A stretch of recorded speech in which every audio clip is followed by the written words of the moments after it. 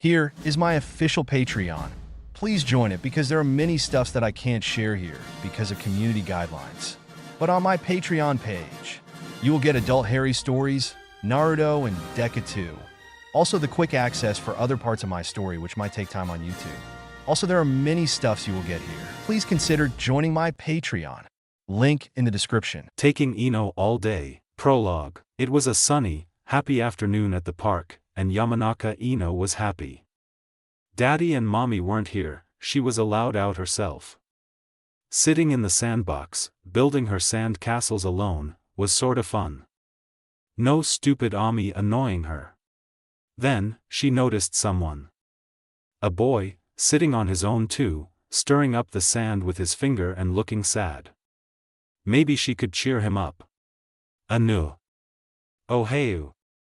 I'm Eno, she said, smiling as she stood near the boy. He looked up and smiled wide. I'm Naruto, he said simply, grinning. Wanna make a sandcastle with me? Eno asked him, sitting down and smiling back. Sure. He said, and the two started work. It was fun, and the two had lots of fun, talking and laughing. Eno, you're pretty. Naruto said, smiling. TT thanks, Naruto-kun, said the girl, blushing a little. And you're handsome.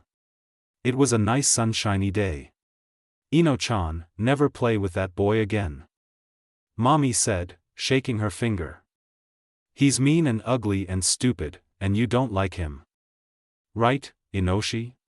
Right, Daddy said from the couch, half asleep. Now, Eno was a nice, obedient little girl, but she didn't like people telling her who and who not to be friends with. Naruto-kun's nice. No, he's not. He's awfully mean. How long have you known him? Mommy asked, glaring. How long have you, Mommy? Eno glared right back. I know buts about it, young lady, you're not going to see him again, and that's that. Mommy yelled. I am too. Naruto's lonely, and he has no mommy and daddy, and we're friends. Eno yelled, crossing her little arms and stomping her little foot. Princess. Daddy leaned over to his daughter and looked her in the eye. No daddy, Naruto-kun's my friend. Eno was on the verge of tears. He's nice, and he's handsome, and he's the best sandcastle maker. Well, then, you can go to your room. Mommy said, narrowing her eyes and leading her daughter away. Friends, by Alden-san Prologue. Sometimes one meeting can change history forever. Nyaya. Losers. Eno stuck out her tongue at her sensei and the group that were now surrounding the two, and pulled at her eye, grinning wickedly. She twirled the paintbrush with her fingers expertly, before dumping her paintbrush into the paint, and slapping a streak of blue paint over Nidame's nose. Ha! Naruto, how's Sandame going? She yelled over at her mischievous partner in crime. Heh! I'm working on his eye. Naruto yelled back, swirling the Konoha symbol over their current Hokage's eye artistically. Then, he stopped and looked over to see their teacher standing on one of the roofs. You two, what do you think you are doing? The Hokage's voice came from below. Uzumaki Naruto. Yamanaka Eno. Down here, right now, he yelled angrily, glaring at both of them out of the corners of his eyes. Ike. Naruto, we better go. Eno said, jumping over and grabbing her friend's hand, yanking him away from perfecting a mole on Sandame's cheek.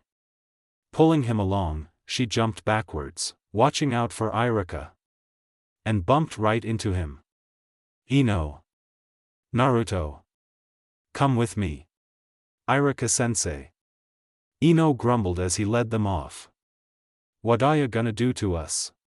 I'll deal with you two after class today. Sit there and stay quiet. Naruto, may I remind you that tomorrow's graduation, and the last 2 times you participated, you failed in every course. Irika's voice was strict as he entered the classroom, with the miscreants in tow. Walking to the front of the room, he looked out on the class and announced, today in class, we'll be reviewing a form of genjutsu. All you need to do is use Henj no Jutsu to transform into me, the teacher. Haruno, you first. A girl, who was known to be slightly pretty, stepped up to the front of the class. Eno winked at her, and she gulped. Henj, she yelled, and when the smoke cleared, Irika-sensei was standing there. He looked straight at Naruto. Your turn, Uzumaki. This sucks. Naruto grumbled, walking towards the front. Eno whispered, good luck. As he passed. Here goes nothing. Henj. The clouds of smoke enveloped him, and cleared to reveal a beautiful, nude woman. Irika stared at the transformed Naruto, rage covering his face. And the blood from his head shooting out in an enormous nosebleed. Irika lay on the ground, looking up at the ceiling, his head spinning.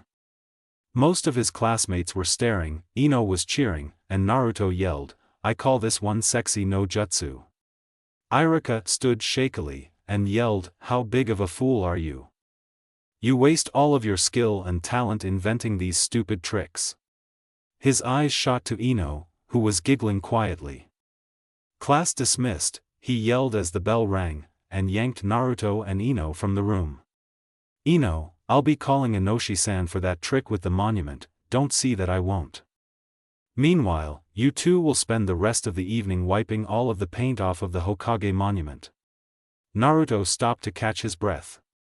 Irika said, Naruto, Eno, you're not going home until there's not a scrape of paint on this monument. Echem. There's nobody for me to go home to, anyways. Naruto grumbled.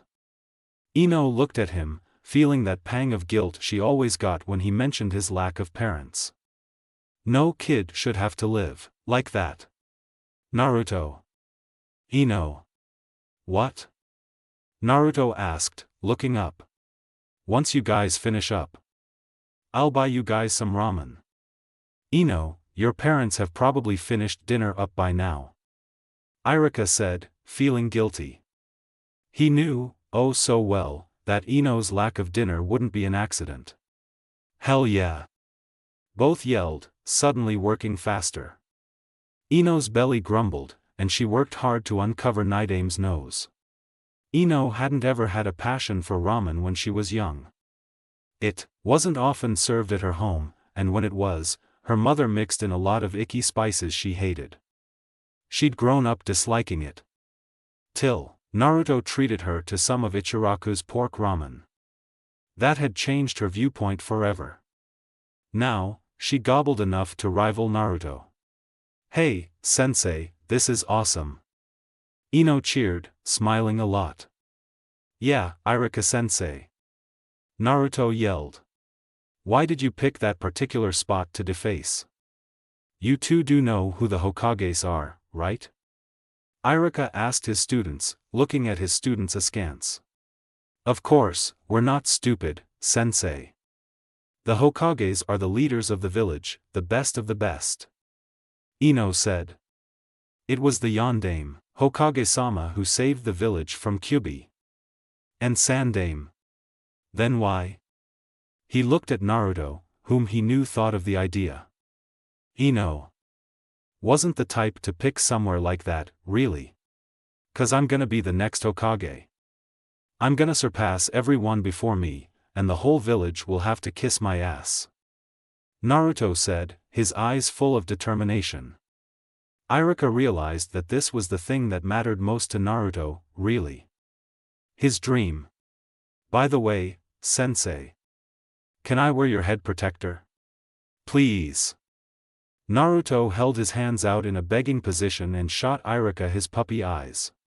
This? Irika's hand moved to his head protector. Naruto. This is a sign of adulthood. If you're ready, you'll get one tomorrow. Why tomorrow, sensei? Eno looked over at Irika over her second bowl of ramen, with whole wheat noodles. She was on a diet. Because. With luck, you two'll graduate tomorrow. Irika smiled.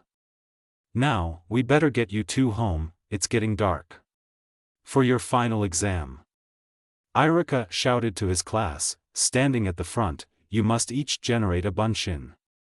Wait in here until your name is called, then come into the next room, where Mizuki and I will tell you whether you pass or not.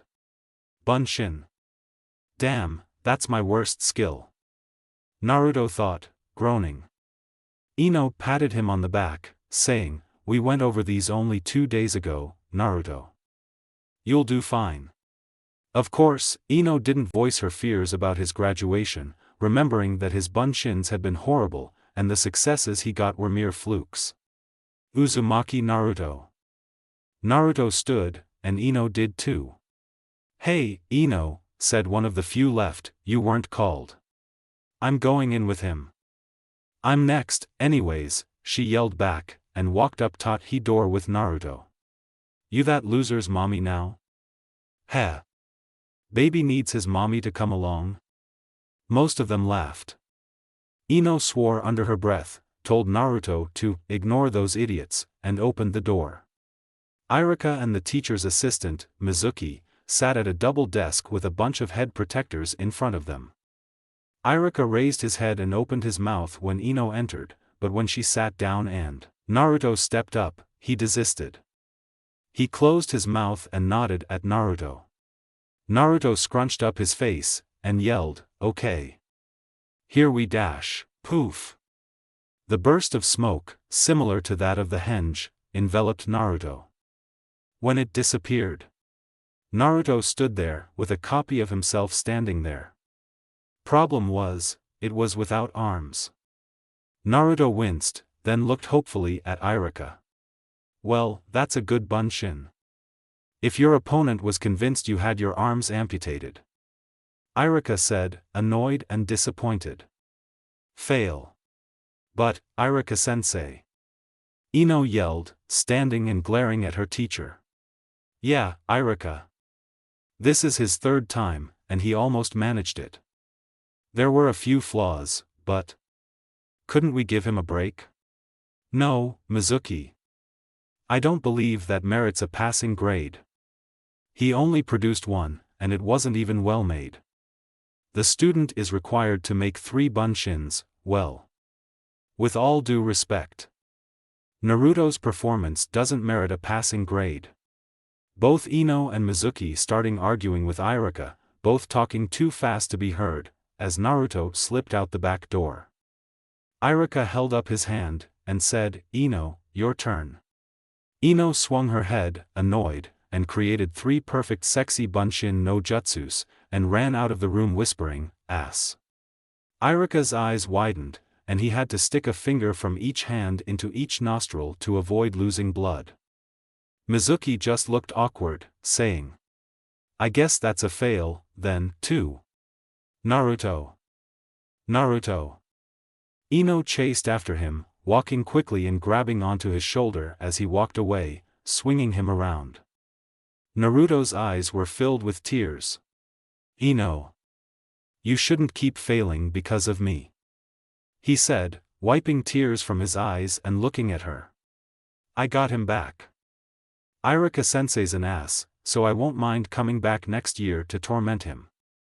With you there, it'll be fine. You'll pass with flying colors next year. Yeah, right. I'm completely useless. I failed 3 times this year, 3 times. We're gonna be a year younger than everyone there, if you survive your dad. 3 times, Eno. He'll go insane if you failed it again. Naruto looked at her angrily. Why did you do that? Because, being a genin wouldn't matter if you weren't there with me, Naruto. You're like a brother to me, she said, smiling. A younger brother, course. Naruto smiled sadly. You'll still. Soul you, I'm going to do whatever you do. I couldn't stand not having you around. And whatever Sakura say, she likes you around too, Eno shrugged, looking at her longtime friend. We'll pass next year, and you'll start your path to Hokage then. First step, right? You've only walked up to the stairs, till now. Eno leant back on the tree, her ponytail blowing in the wind. Well. My dad yells if I'm not home within an hour after school, so. Ja-ni, Naruto. Eno saluted, and walked off. Ja-ni, Eno. Naruto whispered, heading home himself. Hey, Naruto. Naruto heard a voice from behind him, as he walked along the road. Mizuki was down the hill, waving. Over here. Naruto nodded, and headed over to his teacher, sitting down beside him on the grass. What, Mizuki? He asked, annoyed. Iruka-sensei. He's a really serious guy, you know? Mizuki looked to Naruto, who nodded. His parents died when he was young, so everything he's accomplished, he did it without them. He's had to work to become as strong as he is, and he's had to be real hard on himself, for discipline. So? What's that got to do with me, Mizuki? Naruto asked. Mizuki bristled at the lack of an honorific, but continued. You remind him of himself. He thinks he's helping you, you know, helping you get strong. As strong as he made himself be. Try to give him a break, okay? One orphan to another. He looked at Naruto hopefully. I really wanted to graduate, though. Naruto whined, looking at the ground. I guess there's no choice then. Let me tell you a secret, Kei. Mizuki turned to Naruto and started talking. Naruto's eyes widened with glee, and he ran off. Heh. Mizuki rubbed his hands together, and headed off to go make some tea. Naruto crept into the Hokage's yard, trying his best to walk silently. Then, a figure appeared in the dark. What are you doing in my house, Naruto-kun? It's late. Naruto swore, then. Behold, harem no jutsu. Blood spurted, and the Hokage fell to the ground. Naruto looked behind him. Eno, you watch him, okay? Mizuki said it was in here. Naruto went into a room, and soon came out carrying a large scroll. Let's go. Ino nodded, and followed. The two bounced from house to house, until they reached the forest. Finally they stopped, and Naruto said, Mizuki said this spot helps you train easier. Learn these skills, and we'll pass for sure. Naruto said. Eno bit a fingernail. Are you sure this is, okay? We just stole from the Hokage, isn't that punishable by execution or something? It's fine, Mizuki said so. Naruto pleaded. Finally Eno gave in. Sue. What's first? Kage Bunshin. Naruto. We're gonna have some trouble. Finally, they started working to learn the skill. 6 hours later. Iruka. Naruto has stolen the secret scroll. Mizuki pounded on Iruka's door. Iruka opened the door. Now he's gone too far. He muttered, and headed off, thinking, he'll be in the forest, that's a ways away from the village. He sped up, and landed in the forest. Suddenly, he stopped and fell over, looking into the clearing. There wasn't one, but two people there, trying out ninjutsu with an open scroll. Naruto and Eno. Iruka stood, and headed over. Naruto, Eno, what are you two doing here?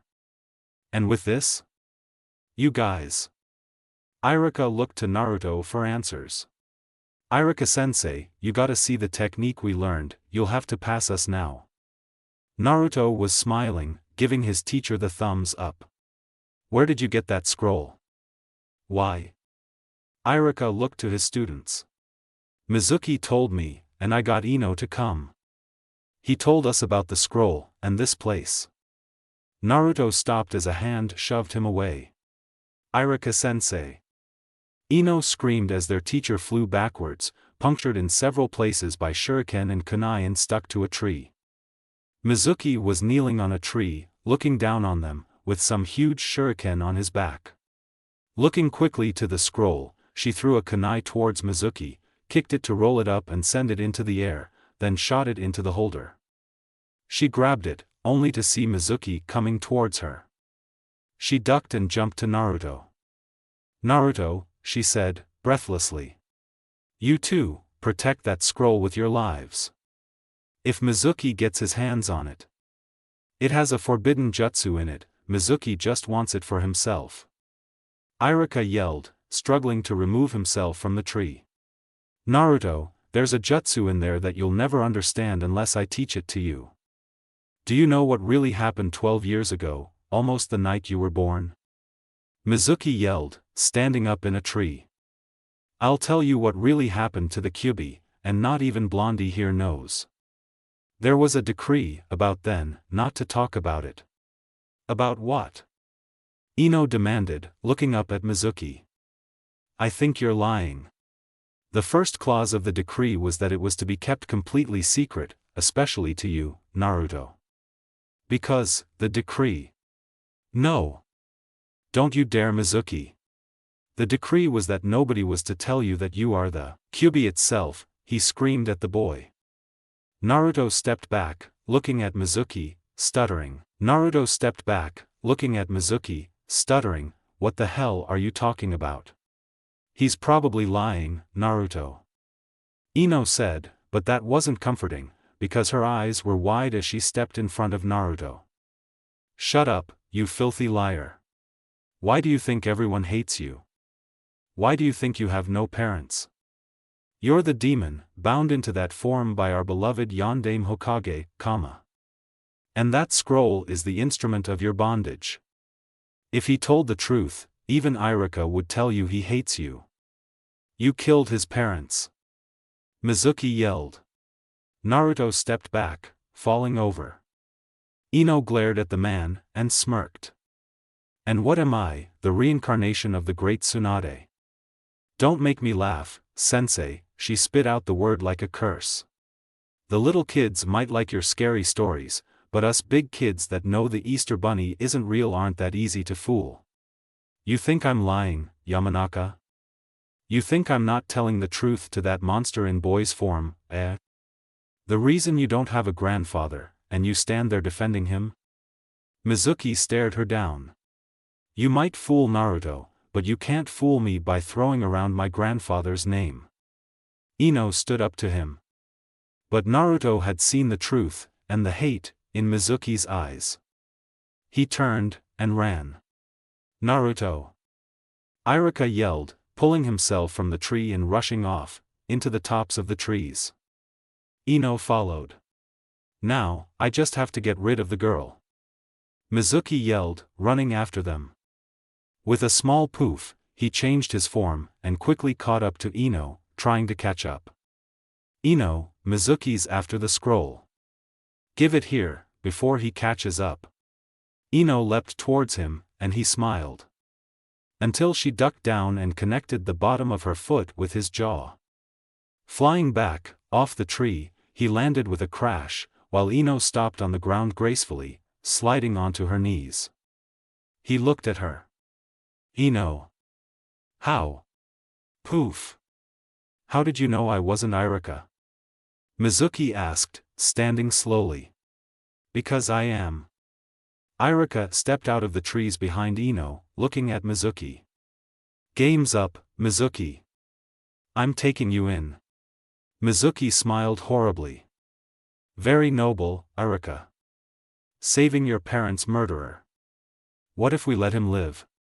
Then he'll be able to tell everyone about this, so they can be ready for you. Cell and all, Iruka said, wincing at his wounds. Naruto and I are two of a kind. Both of us can obtain limitless power using it. The demon in him hungers for that kind of strength. You were right to fear and despise him. The demon you're talking might be like that. Eno looked into Mizuki's eyes, and stood. But not Naruto. Not the boy.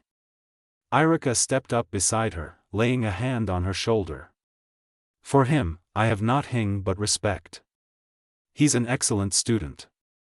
He works with all his might, but sometimes he's so awkward, clumsy. A screw-up. People and shunned him. And, it's given him empathy. He knows what it's like to be in pain. To depend on one person's kind thoughts and words most of his life, and that, only in the day. Living on his own has given him a sense of maturity no others in our academy can boast of. That boy is no longer your Kyubi. Irika shouted, looking Mizuki straight in the eye. He's a citizen of Konohagakure village. Uzumaki Naruto. Mizuki snorted. Aw, how cute. Well, I guess I'll take the scroll now, Yamanaka. You don't want to deal with me, I'm on a much higher level than you. Hand the scroll over, ND I might spare you. Humph. I can take a weak bastard like you on any time. Eno said, talking more confident than she was. Slipping off the scroll, she handed it to a protesting Irika. Sensei, you're injured. I may not have graduated, but I can at least take him on. Eno shot forwards, ducking under his arm to deliver a kick to the stomach. Knocking him over, she stood over him with a kunai in her hand. Plunging it down, she stopped. Mizuki had pulled a huge shuriken from behind his back, and had slashed it across her back. Eno fell with a scream, and he stood over her, slashing the shuriken down. Eno screamed, and 2 points dug into the ground, one on each side of her neck. The edge between came to rest on her neck.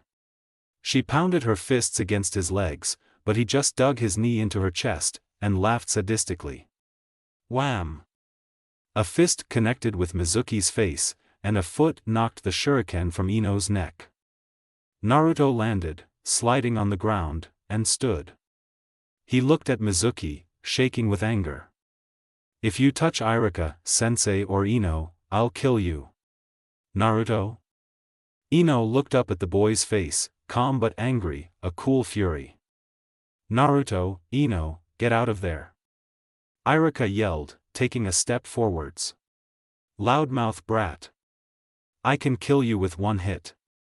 Mizuki almost screamed, taking a step towards Naruto. Bring it on. Anything you throw at me, I'm gonna shove down your throat. Naruto made a sign with his hands. Try it, little kitsune. Mizuki yelled, laughing. You'll regret it. Oh yeah? Kage Bunshin no Jutsu. Naruto yelled, activating a jutsu. The forest was suddenly filled with Narutos. One stepped forwards. You were gonna kill me with one punch, right? Mizuki stepped away from the speaker and fell over, looking around him frantically. How did he? If you're not gonna. One punch, right? Here goes. All of the Narutos, maybe 100 of them, ready to punch. After 10 or 20 minutes, all of the Narutos disappeared except one, and Mizuki was a beaten heap on the ground. I guess I overdid it a little, Naruto shuddered. Must have been exhausting. Irika said. Naruto, come here. I have a present for you. Eno sort of faded into the background, watching it unfold. She'd finally seen the technique they'd mastered used. She watched Naruto close his eyes, and Irika hand him his forehead protector. Congratulations, graduate. And Eno? That little trick in the test was a fully fledged bunshin, even if it was a bit different from what was expected. Come on over here. Eno walked, limping a little, over to the two. She sat down in front of her teacher expectantly, knowing what would come next, and smiled. Now, how about some ramen, to celebrate? The reply was a unanimous, hell yeah. CHP, one end. Author's note. Okay, so the first chapter's done, it's pretty faithful to the first chapter of the manga, I think. Quite a bit is quoted straight from it. I hope you liked it. Enough to read more? I'll try to divert more from the manga. Especially since the Eno, Sakura, Sasuke, Naruto thing's a bit more complicated. A few flashbacks explaining their current situation better. Is this believable, and non-plagiaristic? Ja-ne. Alden, Chapter 1, Meetings. Friends by Alden-san Chapter 1, Meetings, Sakura. Mom. I'll do it later. Please. Alright. Her mother's annoyed reply came on the wind that followed Sakura up the path and out of her home. Be back by lunch, though, okay honey. Okay, Mom. See you in a bit.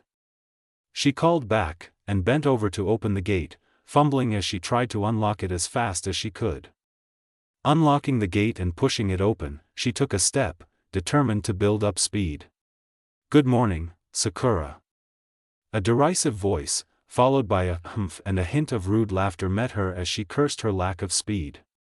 If only she'd left a bit earlier. Damn. Sakura muttered, agreeing full-heartedly with inner Sakura that this was a common enemy. Sighing, she addressed the figure, without turning, through gritted teeth. Hello, Kiba. Stupid ass. She thought, then attempted to calm herself down. Breathing in, and out, and in, she was making some progress. What's wrong, Sakuare? Done like your neighbor much? I'm hurt. Kiba, one of the graduates from her class, and her lifelong neighbor, jumped from his door, over the hedges between the houses, to land behind her. What's your problem? Forehead girl. What do you want, Kiba? She muttered under her breath. Just the satisfaction of seeing you cover that big bald spot of yours, Kiba grinned, glad at seeing Sakura's oh-so-strong defenses crumble. He worked, almost daily, to annoy her as much as he could. Screw you. Sakura said angrily, pushing the gate open and walking out onto the street, heading for the park to meet her friends. See you later, Pinky. He called after her, laughing uproariously. I really hope I'm on a different team than that jerk is. Sakura muttered inwardly, cursing her annoying neighbor and his oddly colored dog. Maybe, on a team with Sasuke-kun. Maybe Shikamaru, or someone. There's only one girl per team, so I think I'll be good as long as Sasuke-kun's on my team and Kiba isn't. Maybe Naruto would have been a good, but he didn't graduate, again. Finally, she stood at the edge of the park where she and her friends usually met, and looked around. Shikamaru was sitting at his regular table with Hinata, playing their daily game of shogi. Tenten was with them, sitting to their side, watching and smiling. Chuji was sitting across from Tenten, sort of watching the game, but focusing more on his snack, a small bag of chips. And another table was being used as a seat by Eno and Naruto. Naruto. You have a Hitai-8. Sakura gasped, surprised, and ran over to her two best friends. You did it. How? Geez Sakura. Don't yell so early in the morning. Such a troublesome voice. Shikamaru complained, lounging back on his chair while Hinata quietly pushed one of her pieces a bit forward. His blue-haired partner was biting her lower lip nervously, then opened her mouth to speak. Shikamaru. Could you, move one of your pieces? Hinata said, like everything else she did, quietly. Shikamaru turned back to the board, sighing and smiling slightly, then lowered his eyes to the board. Meanwhile, Sakura was cheering at the sight of the thing wrapped around Naruto's head. I didn't want to get it dirty, but I wanted to show everyone, so. Naruto smiled, making a victory V with his fingers and pointing it at Sakura. Like it? Yeah, Naruto. It's awesome. She ran up to him and hugged him. You did it. But. How? Sakura stepped back, and doubt shadowed her features. Did you bribe Irika-sensei? No, Naruto lapsed into silence. To tell her what happened, or not? He wasn't even sure if it was legal to tell her. The ANBU had told Irika not to tell anyone, and Naruto assumed the warning was meant for them too. Naruto and I went back to the academy and asked for a retest. It was late, so Naruto's name was never posted up on the board. Eno frowned. I think they're putting his name up this afternoon, though. Aren't they neat? Sasuke-kun will love them, proves to him that we're not just useless groupies, right Naruto? Yeah. The insanely truthful Naruto wasn't sure why Eno has lied so much. It was only the Kyuubi that was illegal, not what happened last night. Then it clicked, if people knew about it, they might look into it. Sakura included. Mizuki-sensei was sacked last night too. Irika said that he was charged with illegal smuggling of Konoha secrets into enemy hands, I think. Eno said. Irika had explained, also later, that this was true. Irika had found out about Mizuki's plans in some notes left at the school, which clued him into heading him off in the forest. Interesting. Sakura looked thoughtful. What had happened last night? It seemed all too coincidental, but it was confusing. Mizuki-sensei? He was always around in my classes, but never taught anything. Should have guessed he was a spy. I'm glad he's gone, he was always eyeing me. Tenten said with a shudder. He was definitely a creep. You were in Irika-sensei's class last year, Tenten? Eno asked, looking her way. I thought. You thought I might be in some other class? No, we're all graduates of the same class. Neat, huh? Tenten leaned forward, to look at the board. Shika, I think you made an illegal move. What air? Hinata, can I move my piece? So troublesome. Shikamaru said, and pushed the piece to the side as Hinata nodded. Shikamaru, you think I could learn how to play this? Chuji looked over the board. It looks easy, but there are so many different pieces. I'll teach you, sometime. Shikamaru nodded, with an added word under his breath. Then he put a finger on one of his pieces and moved it forwards. Thanks, Shikamaru. Chuji exclaimed, smiling and biting down on another chip.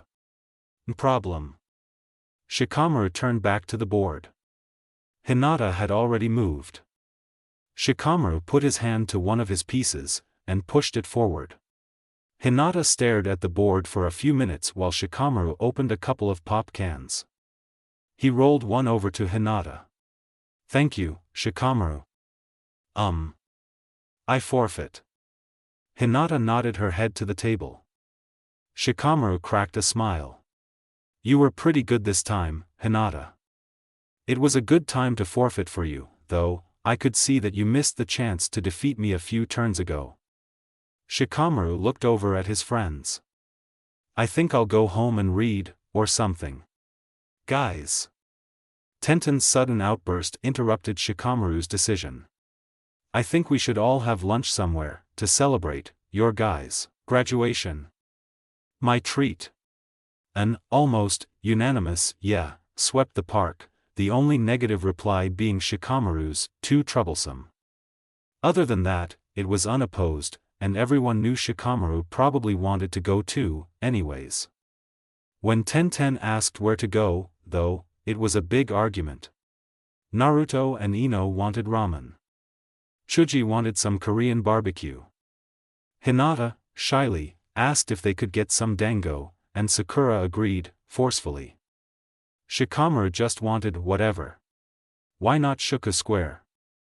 We can sit there, and you guys can all go get what you want, around there. Sakura and Hinata can get their dango, Eno and Naruto can head to Ichiraku, while Chuji can take Shikamaru to his buffet.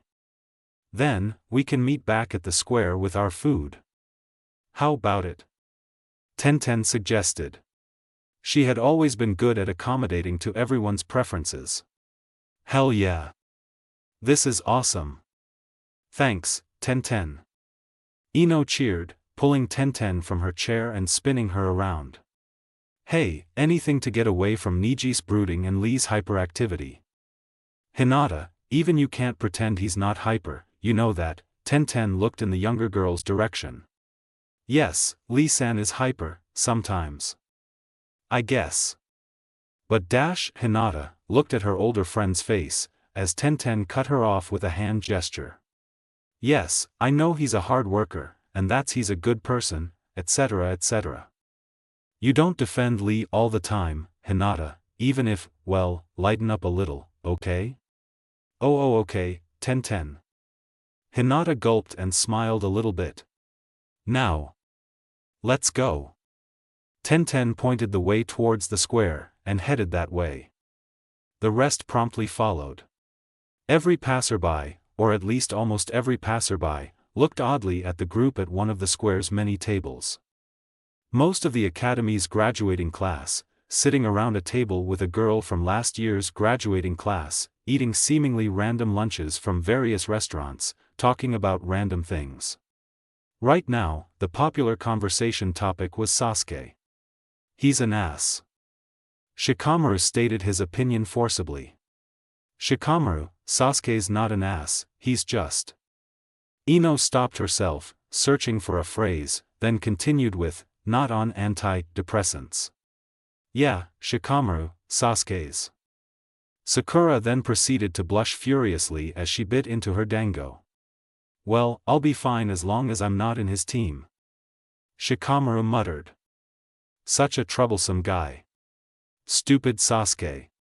Naruto twirled his ramen professionally on his chopsticks and shoved it into his mouth. He then continued, full mouth or not, with, he's definitely an ash. Naruto. Eno groaned, smacking him over the head with her empty bowl of ramen.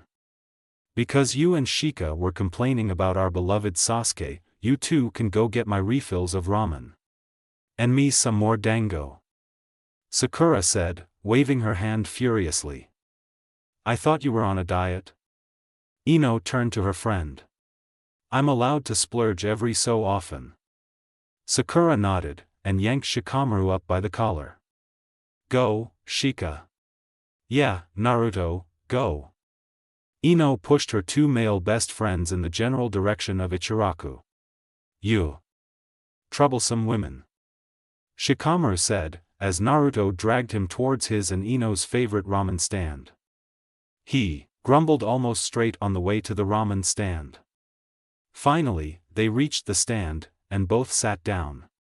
Hey, it's Air. Shinto. Naruto said, smiling and pointing to another of his graduating class. The boy looked over at Naruto quietly, and Naruto could feel annoyance in that look, even though the boy's eyes and lower face were hidden by dark glasses and coat collar, respectively. He was also creeped out by the fact the boy wore the coat in this heat. Naruto. Shikamaru groaned. What? Naruto's head snapped back to look at Shikamaru. His name's Shino, not Shinto. Shikamaru grumbled, looking over to the old man who ran the stand. Could you get your damn ramen so we can go? Sure, sure. Naruto said, waving the stand tender over. When he came, Naruto promptly ordered his own shrimp ramen, and Eno's miso and pork ramen. Eating quickly, he then covered Eno's bowls, 2 pork and miso, then yanked Shikamaru from his seat. You're getting Sakura's dango. He said, pulling him along down the road. Yeah. Shikamaru groaned, being dragged along by his energetic friend. They reached the place where they sold dango, and bought 2 steaming hot ones for Sakura, bagged them and headed out of the shop. On the way, Naruto bumped into someone. Che. Naruto. The boy said, making a rude sound. Sasuke. Naruto glared at his classmate, and made his way to his feet. What are you doing here? Getting my lunch, dobe. Now move. Sasuke shoved past him, muttering something rude. Naruto swore under his breath and made his way out the door. Who does that bastard think he is? He grumbled as he and Shikamaru walked back to their table. You. Naruto, your fights are so troublesome. The two then made their way to the table, and sat themselves down. What took you so long? Eno grumbled, taking her ramen. It's probably cold by now. Yeah. Sakura agreed, a bit less forcibly, and took her bag from Shikamaru, who proceeded to slump backwards in his chair and grumble. "So, you're all Genins now." Tenten smiled and clapped her hands. "That's exciting, right?" "Yeah. Now I have to pay the bills, not just for food." Naruto grumbled, crossing his arms. "Stupid cheap bastards." "Naruto, don't worry. You'll be fine." Eno patted him on the back with a hopeful tone in her voice. "And we could help, if you really need it." Naruto just sighed. Yumino Irika sat at his desk shuffling through papers. Looking back through the profiles, he gave them one last check before he'd leave. Team 5, Kuboku Ami. Excels at foreign jutsu. Mediocre stealth skills. Low, class Nin. Kuboku Miki. Excels at plant-related jutsu and medic skills. Weak projectile control. Average Nin. Yumino Haruka. Excels in foreign jutsu and chakra control. Bloodline skill, limited control, quick healing. High class Nin. Team 6, Sukuwa Kasumi, excels in genjutsu. Weak in taijutsu. Low class Nin. Sawa Kuno, excels in taijutsu and genjutsu. Weak ninjutsu and stealth skills. Average Nin. Kukuru Fuki, excels in fire jutsu, genjutsu, taijutsu and projectile use, weak in stealth skills. High class Nin. Team 7, Yamanaka Eno. Excels in stealth, genjutsu and mind control jutsu. Weak taijutsu. High class Nin. Akimichi Chuji. Excels in size increase taijutsu and calorie to chakra conversion. Mediocre genjutsu. Average Nin. Uzumaki Naruto. Weak chakra control. Strong Bunshin. Failed exam 3 times, but proved aptitude only hours after last test. Low class Nin. Team 8, Aburame Shino. Excels in Kikai bug control and taijutsu. Average, good in other skills. High class Nin. Inazuka Kiba. Excels in taijutsu and dog partnership specialty. Weak ninjutsu. Failed exam once. Average Nin. Hyuga Hinata. Excels in genjutsu. Bloodline skill, very limited control Byakugan. Low class Nin. Team 10, Uchiha Sasuke, excels in ninjutsu. High taijutsu. Average genjutsu. Bloodline skill, not unlocked Sharingan. High class Nin. Haruno Sakura. Excels in chakra control, genjutsu and sword techniques. Poor taijutsu and elemental jutsu. Average Nin. Nara Shikamaru. Does not apply himself. Borderline effort. Poor everything. Low class Nin. Irika wasn't sure if he was too harsh in Shikamaru's case, but the boy was completely useless most days. Irika was surprised when the boy stood up and passed the test. A perfect accent opposite to overachiever Uchiha and in-training Sakura. Satisfied with his results, she moved to put the sheets in the folder for Hokage-sama, but something interrupted him. Knock. Knock. Knock. Someone was knocking at his classroom door. Irika stood and made his way to the classroom's door. Opening it quietly, he was not surprised at all to see Eno's parents. Were they here about Eno's recent conduct? Irika bowed slightly, to be polite, then led them to his desk. Sitting down, he laid his hands on the table and waited for the Yamanakas to be seated. Once they did, Eno's mother opened her mouth. "We were wondering about Eno-chan's teammates." That meant she wanted to know if Naruto was on her team. Irika groaned inwardly. "We were hoping, me and the guys were hoping that Eno, Shika and Chuji could experience the same thing we did, with the Eno Shikacho, like the old Team 10 did."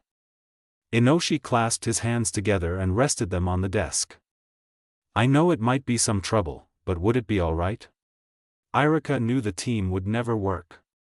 Chuji was not the general Kamaru had been. Shikamaru was even less motivated than his father had been, and Ino's boy obsession came up even more than Inoshi's womanizing. None of them showed any potential to change like their fathers had to create the Ino Shikacho. Yes, Inoshi-san. I think that's a wise decision. How is Ino, by the way? The three continued polite conversation as Irika changed the sheets.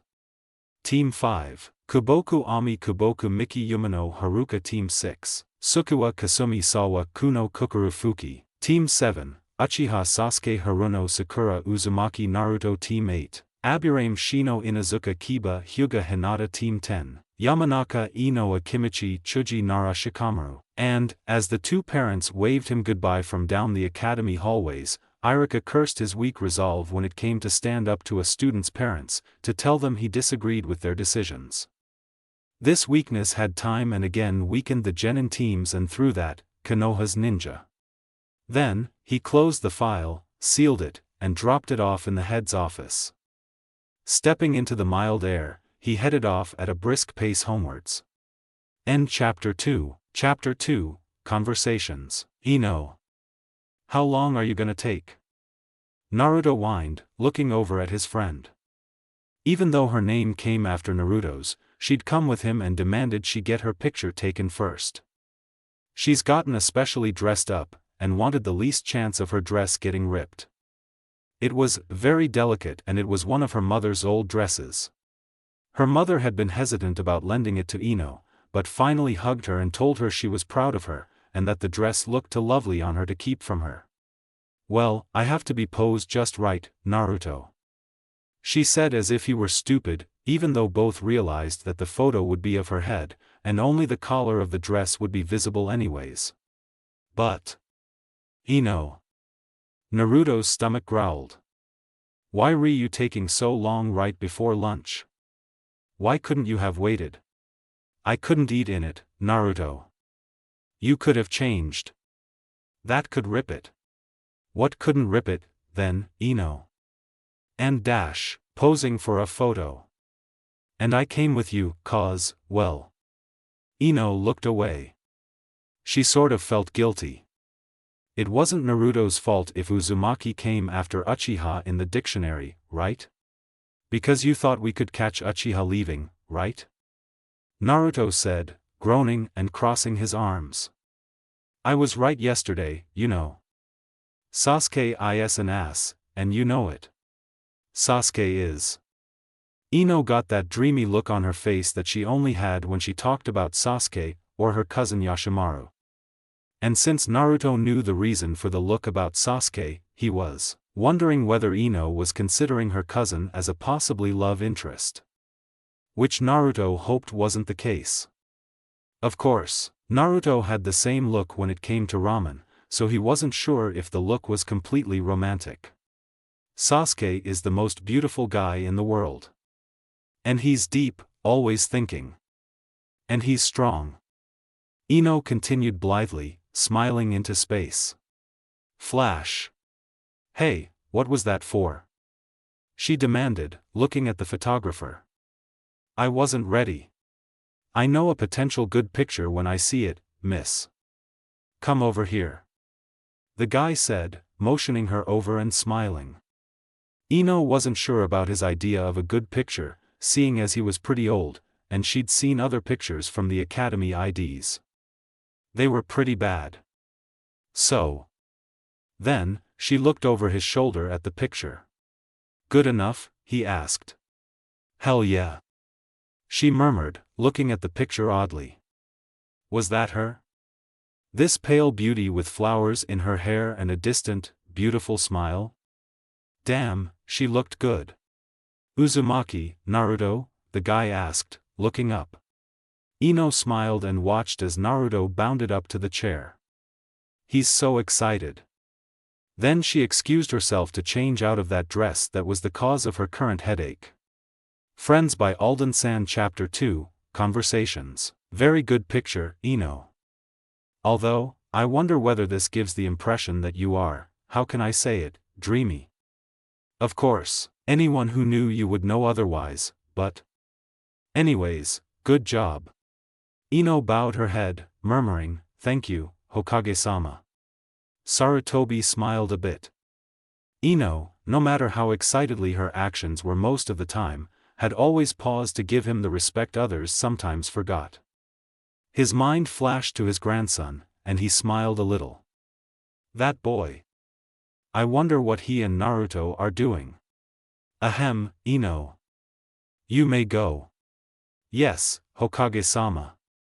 Eno's eyes widened as she bowed rushedly and left the room. Very skittish young girl, Hokage-sama.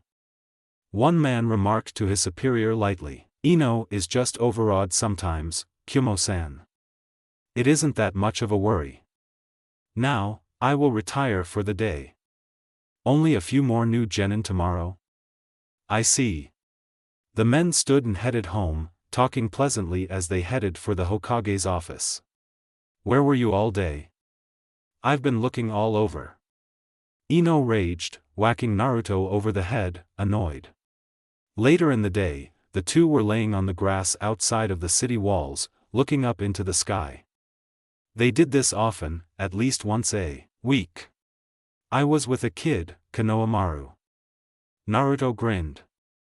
He's really good for his age. He can do henge already. Wow.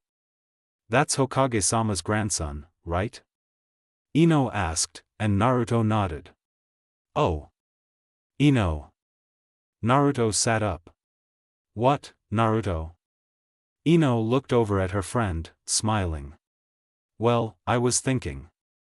Naruto's mischievous grin was back. I think Sasuke likes guys. Of course, Eno wouldn't let him get away with that remark. So she pelted him mercilessly with grass. Hey, Eno. That hurts, ow, you hit me in the eye. Ninja wielding grass is a scary thing. Especially an angry Eno wielding grass. What do you mean, my beloved Sasuke-kun's gay? He does not like men. He doesn't. That's just stupid. Well, I was talking to Tenten. You. Eno rolled her eyes. Of course you'd believe anything Tenten says, Naruto. I mean, she's the best one to talk about Sasuke-kun.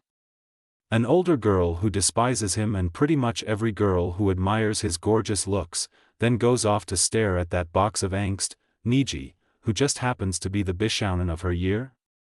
Not that I don't detest those fangirls too, but at least I'm not a hypocrite about it. How can Odango girl call them fangirls when she spends her whole day making eyes at her teammate? Eno grumbled, undoing her hair and letting it fall down. I mean, seriously. Eno. Naruto had a thoughtful expression on, looking at Eno confusedly. Yeah, Naruto? Sakura-chan likes Dango, not Tenten. Naruto knew right away he'd misinterpreted her statement. Maybe the enormous sweat drop clued him in. It's not that she likes dangos, it's you. Naruto, have you seen the girl's hair? That's dango if I've ever seen it. Eno yelled, waving her hands around. What's that, ramen tail? A kunai buried itself in the trunk of a tree inches from Eno's head. Eno froze, not turning her head. You heard me, Emichim. Every word. Tenten was standing behind Eno, tossing a kunai from hand to hand. Ihihe. I'll see you, Naruto. See you, Odango-san. Eno yelled, running off into the distance. Tenten sighed, sitting beside Naruto, wrapping her arms around her knees. She looked over at her friend's face. Naruto. Congratulations on the graduation. I mean it. You worked hard, and you got it, she smiled, looking up into the trees. The leaves fall to the ground and they grow back into the spring. That's why they decided to have the graduation ceremony in the spring and the mass memorial in the fall. Symbolism, you know? Emichim. Naruto nodded. Read that on my fortune cookie. Tenten took a deep breath, and let it out slowly. You know. I'm really proud of you. Seriously, since I met you a year or so ago you've really grown. Forget Irika-sensei, forget those other kids. I bet they couldn't come up with anything like you and Eno do. Like that dual spinning rhythm taijutsu you created for third-class project. That was probably the best thing I'd seen in that class since. Well, since Niji's Great Cloud Taijutsu the year before, but still. Tenten shrugged. Now you're a genin, you know. Naruto nodded, grinning. Yeah, a genin. I get to do all these awesome missions, and get money, and dash, not by a long shot. I've been a genin for a year, and my team still gets a lot of crappy weeding or pet retrieval missions, Tenten said, shaking her head.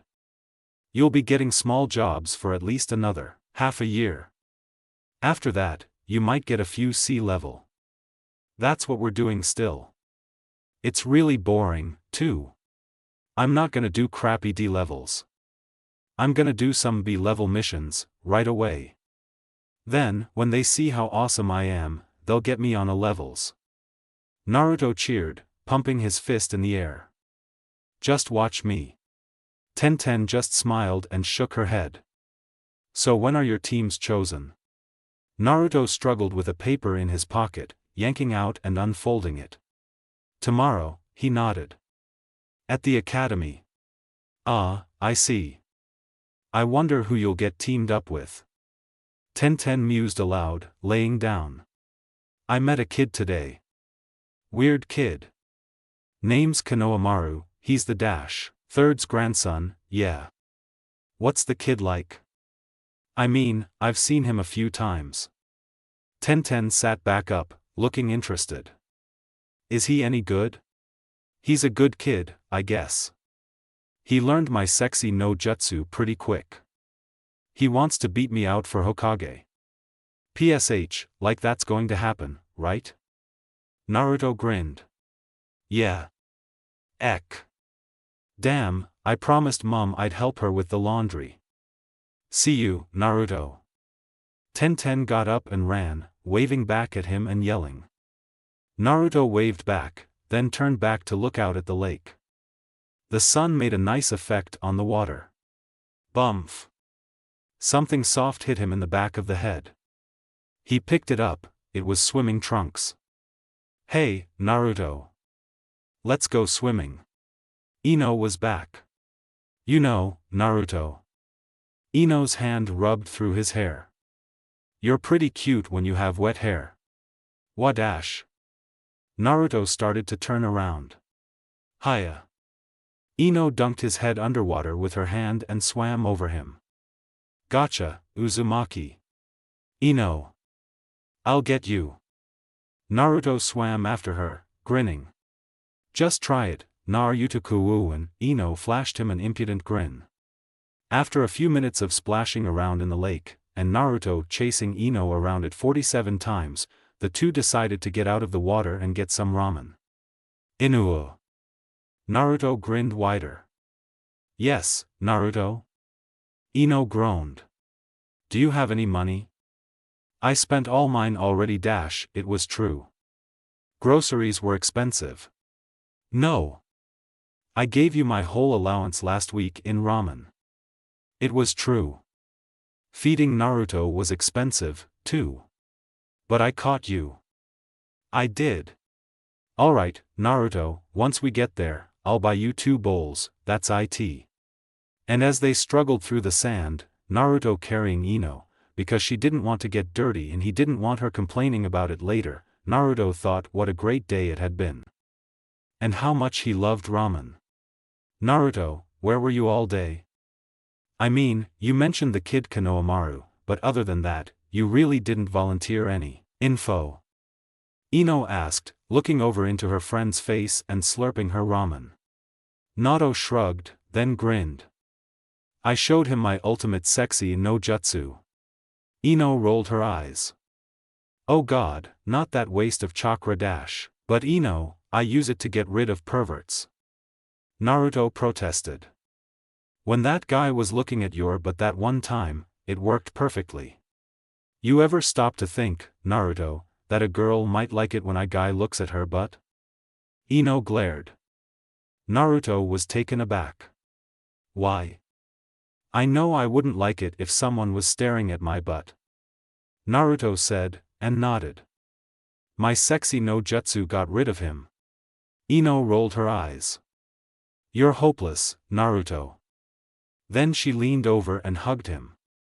And that's why you're my best guy. Turning back to her ramen, she said, even if you're clueless about Sasuke-kun. Naruto grumbled into his ramen and he dipped his head closer to the bowl.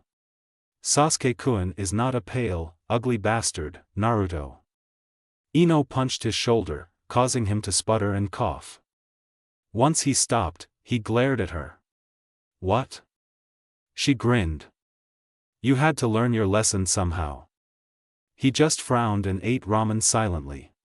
After a few moments, Eno asked, Naruto. Who do you think will be on our team? Shikamaru? Naruto shook his head, and raised it up from the bowl. I hope not. I mean, there's worse, like getting Sasuke, but Shikamaru never does anything. Eno groaned and rolled her eyes. Oh yeah, I forgot that. The ability he has to do absolutely nothing in a crisis is astonishing. What do you think about Chuji? I dunno. Guess we get who we get. As long as we're in the same team, I'll be fine, I guess, Naruto shrugged. Who do you want, Eno? Well, I was hoping for Sasuke-kun should have expected that. But really? Eno dipped her head to her ramen. As long as I'm there to save your butt, we'll be fine, right? Amichum. Naruto nodded. Irika sighed, looking over the large group of students in front of him. Time to let go of yet another class. Of course, most didn't pass, but still. He scanned the class, hoping the senseis he'd picked would be good to them. He hadn't known many of them, and none very well save for one. Team 1. Minera Keiko. Soma Kentaro. Hyuga Aim. His eyes drifted to the groaning students. He hoped Keiko and Kentaro could work out their differences. Now, to Naruto and Eno. He was worried that Team 2. Kuroma Takeshi. Kaneda Kid. Chugi Ichiro. They might not be happy with their teachers. Anything could go wrong, and he didn't really know them well. No one could predict what would happen, their reactions. Team 3. Yutari Kagura. Yakara Misaharu. Chiboshi Utsumi. To it all would be unpredictable. He knew they'd be angry at being on separate teams, but there was nothing he could do. And his other students, how would? Team 4. Yamano Akari. Mitsurumi Yoshi. Yutari Hikaru. They do? Would they pass the stringent post-graduation tests? It would be hard, and he worried about many of them. Especially the test teams, the ones that Team 5. Kuboku Ami. Kuboku Miki. Yumano Haruka. Shifted the male-female ration from 2 to 1 to 1 to 2, Teams 5 and 6. His own niece was on Team 5. He hoped she could pass. He had strong confidence in her. Team 6. Sukuwa Kasumi. Sawa Kuno. Kukuru Fuki. Skills as a ninja. Team 6, however, wasn't looking good, especially with the lack of stealth skills that made up most genin work. Oh. Now the Team 7. Uchiha Sasuke. Haruno Sakura. Uzumaki Naruto. Was worried about. He saw the shocked faces on not only Eno and Naruto's faces, but a whole lot more of them. It was too late now. Team Irika-sensei? That was Sakura's voice. Is there a mistake? Isn't Naruto? No, Sakura, this is the way the teams are going. Team Irika-sensei. What do you mean? Eno. What the hell, Irika-sensei? But Naruto. Yeah, sensei? What does that mean? Chuji. Iruka froze. He took in a deep breath, then opened his mouth to explain. Team 8. Aburame Shino. Inazuka Kiba. Hyuga Hinata. Iruka tried to disappear as fast as he could. He slipped out the back window, took the side streets, even entered his house through a window. Wait. That window shouldn't have been open. Iruka-sensei. Naruto appeared out of the darkness of the room and yanked him from the windowsill. Caught by surprise, Iruka was pulled to the ground as Naruto sat on him. He looks angry. Sensei, what the hell was that? I'm with Shikamaru and Chuji. Naruto with Sasuke-kun and Sakura. What were you smoking when you made that mistake? I demand you fix it right now. Eno was standing in the doorway, from what Iruka could hear. She sounded angry. Naruto, I can't breath. Get off me and I'll explain everything. Iruka sat up as Naruto tripped over a chair. Eno, the light's over there. Anyways. Okay, you two, I did put you in the same team originally, with Chuji. Iruka blinked as the light came in. Naruto sat up. You mean, it isn't your fault? Just tell me who did it, I'll kill them. Naruto cheered, grinning. Iruka hadn't betrayed him. Well. Then Eno's parents Iruka could hear something breaking, said that they'd prefer the old Eno Shikacho team. And I just couldn't say no. Why not, Iruka-sensei? Eno asked, irritated that her own family would stoop so low.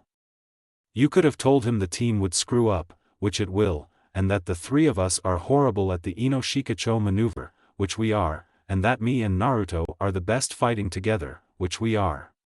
Eno. Their parents. They could probably get me fired. If they wanted. Also, you two have to learn that you can't always be on the same team. When you get to Chunin, then Jounin or Anbu or Hunter Nin, you don't choose your partners. I know that these teams are a disaster too, but I can't do anything about it.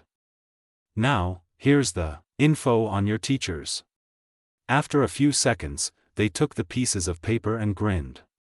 Thanks, Ruka-sensei. They chanted. He waved them out the door. Now, for my dinner. Endi. Chapter 3, Disconnection. Friends by Alden San. Chapter 3, Disconnection. He was gone. Eno narrowed her eyes in annoyance, and pumped herself higher. Naruto, Sakura and Sasuke-kun had gone off with their new sensei. They had a real mission, Naruto had crowed, not a crappy D-class. While Eno, stuck with Chuji and Shikamaru, was stuck with her loser of a sensei. Yes, she'd met her sensei, Sarutobi Asuma, high-class lazy ass, only outdone by Shikamaru. Those two lazed around constantly playing old man games, while Chuji munched. Eno wasn't the training-obsessing type, but some of Naruto's determined spirit had rubbed off on her, she guessed. So, what did she do?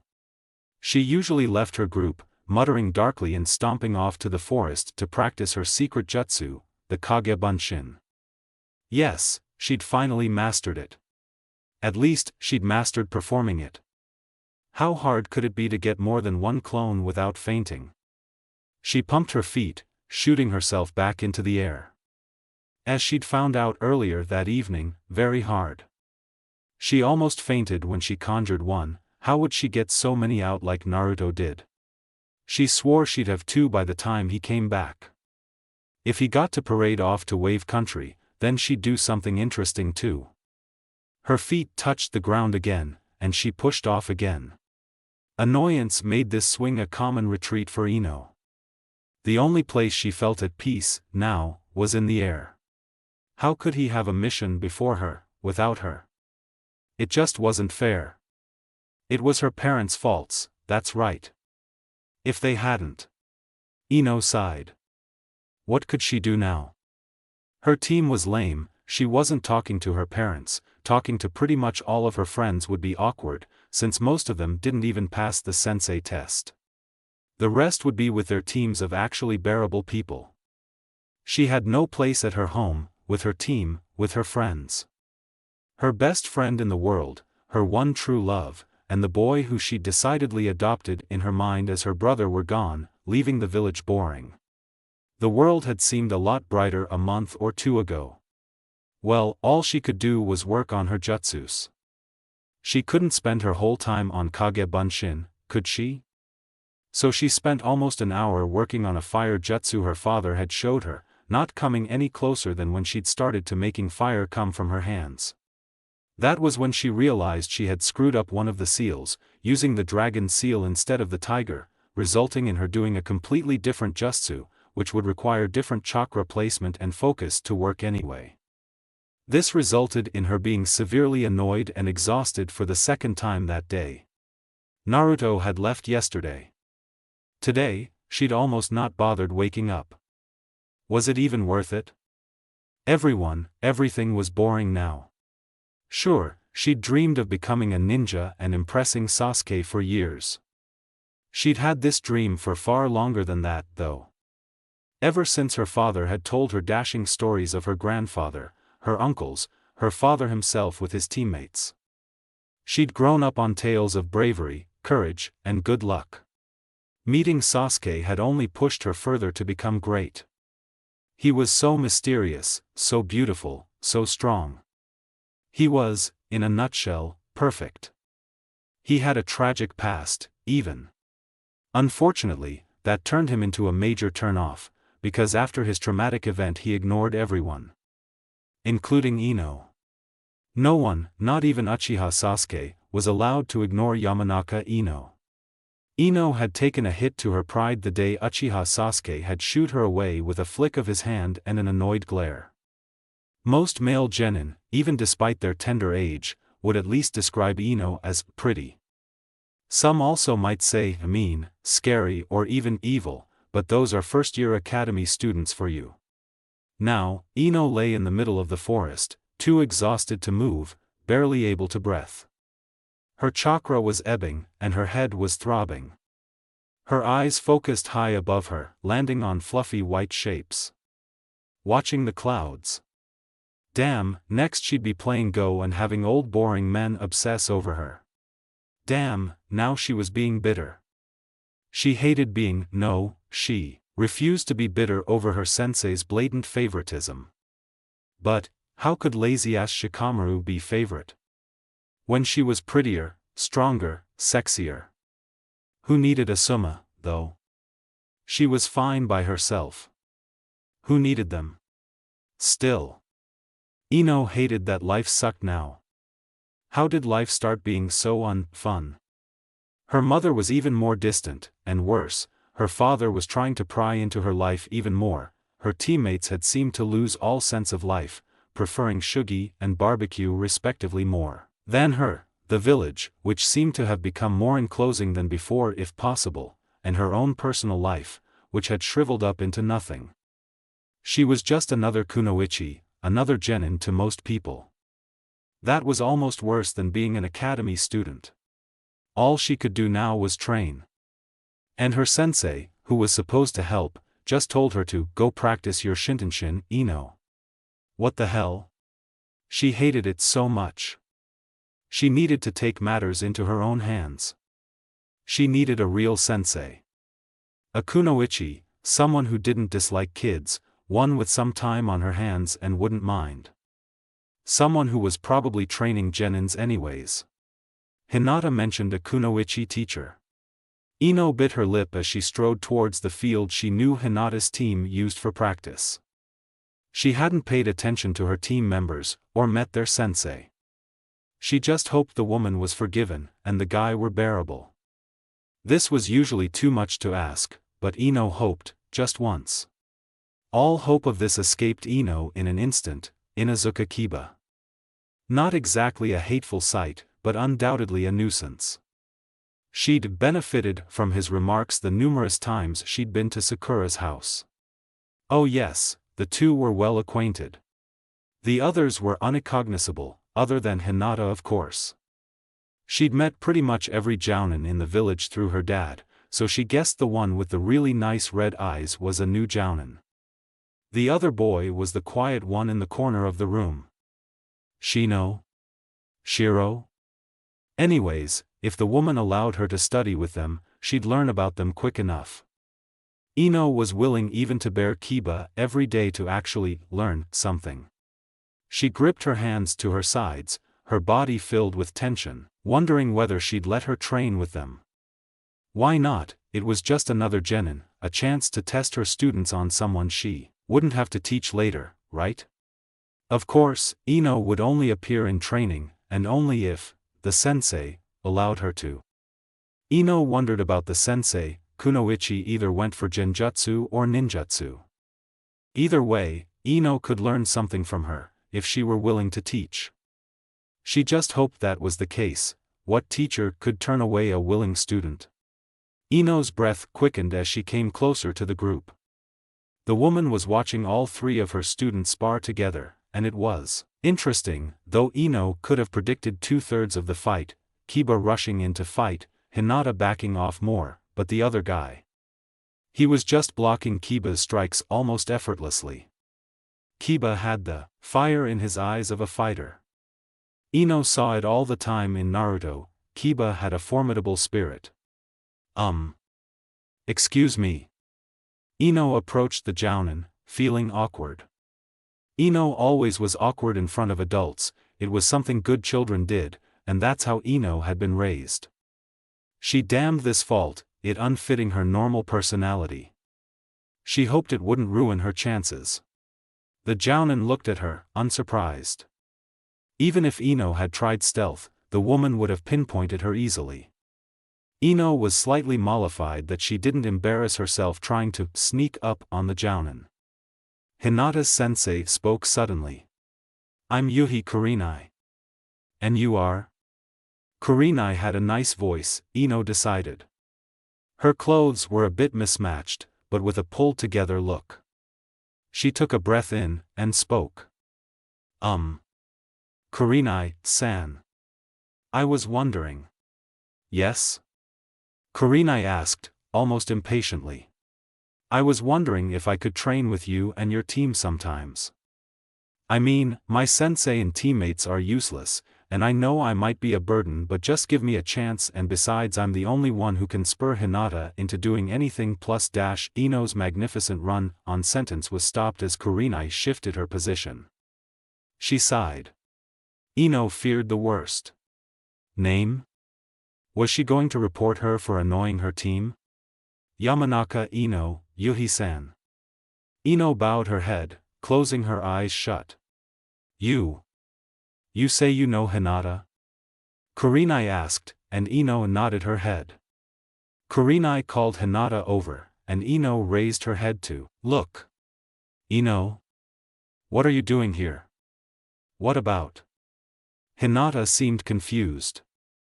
Kiba and the other boy continued to spar behind the three. You know this girl, Hinata? Is she a worthwhile fighter? You think she should train with us? Kurenai asked, and after all of Hinata's nods and praises of Eno, she stopped. Alright, Eno. I met your father, he's a good guy. And Hinata gives you a good review. I only just met my team, but I know they're trustworthy. I just need to know a bit about you. Bye, Kurenai-san. May I call you Kurenai-sensei? I mean, because. Eno asked, trying to smile. Kurenai smiled. Sure. Eno. Are you coming back tomorrow? Kurenai asked. Yeah. Unless my sensei and teammates actually start training, which I doubt. You don't mind me training with your group? Do you? Eno asked hopefully. Kurenai shrugged and turned to her group. You three mind? Kurenai asked. I mean, we've only been training for 2 weeks anyways, so we don't have a concrete training schedule, so. I would like Eno to join us in training, if it's not too much, Kurenai-sensei.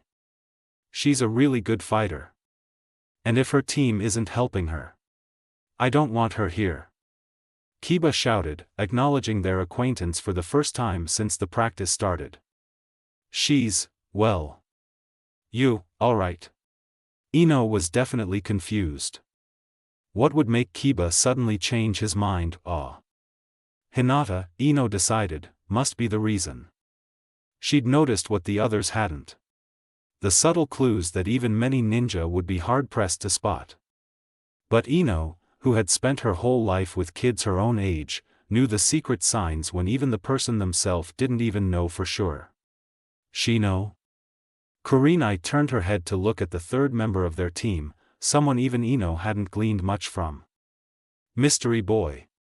Shino just nodded, and Eno smiled.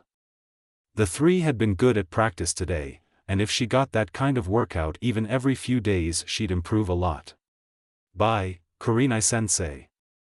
Bye Hinata. And Kiba, and Shino. She called as she headed off down the path back to the village. Hey, she couldn't be the only one left alone without Naruto. Someone hadn't treated them to ramen in a while.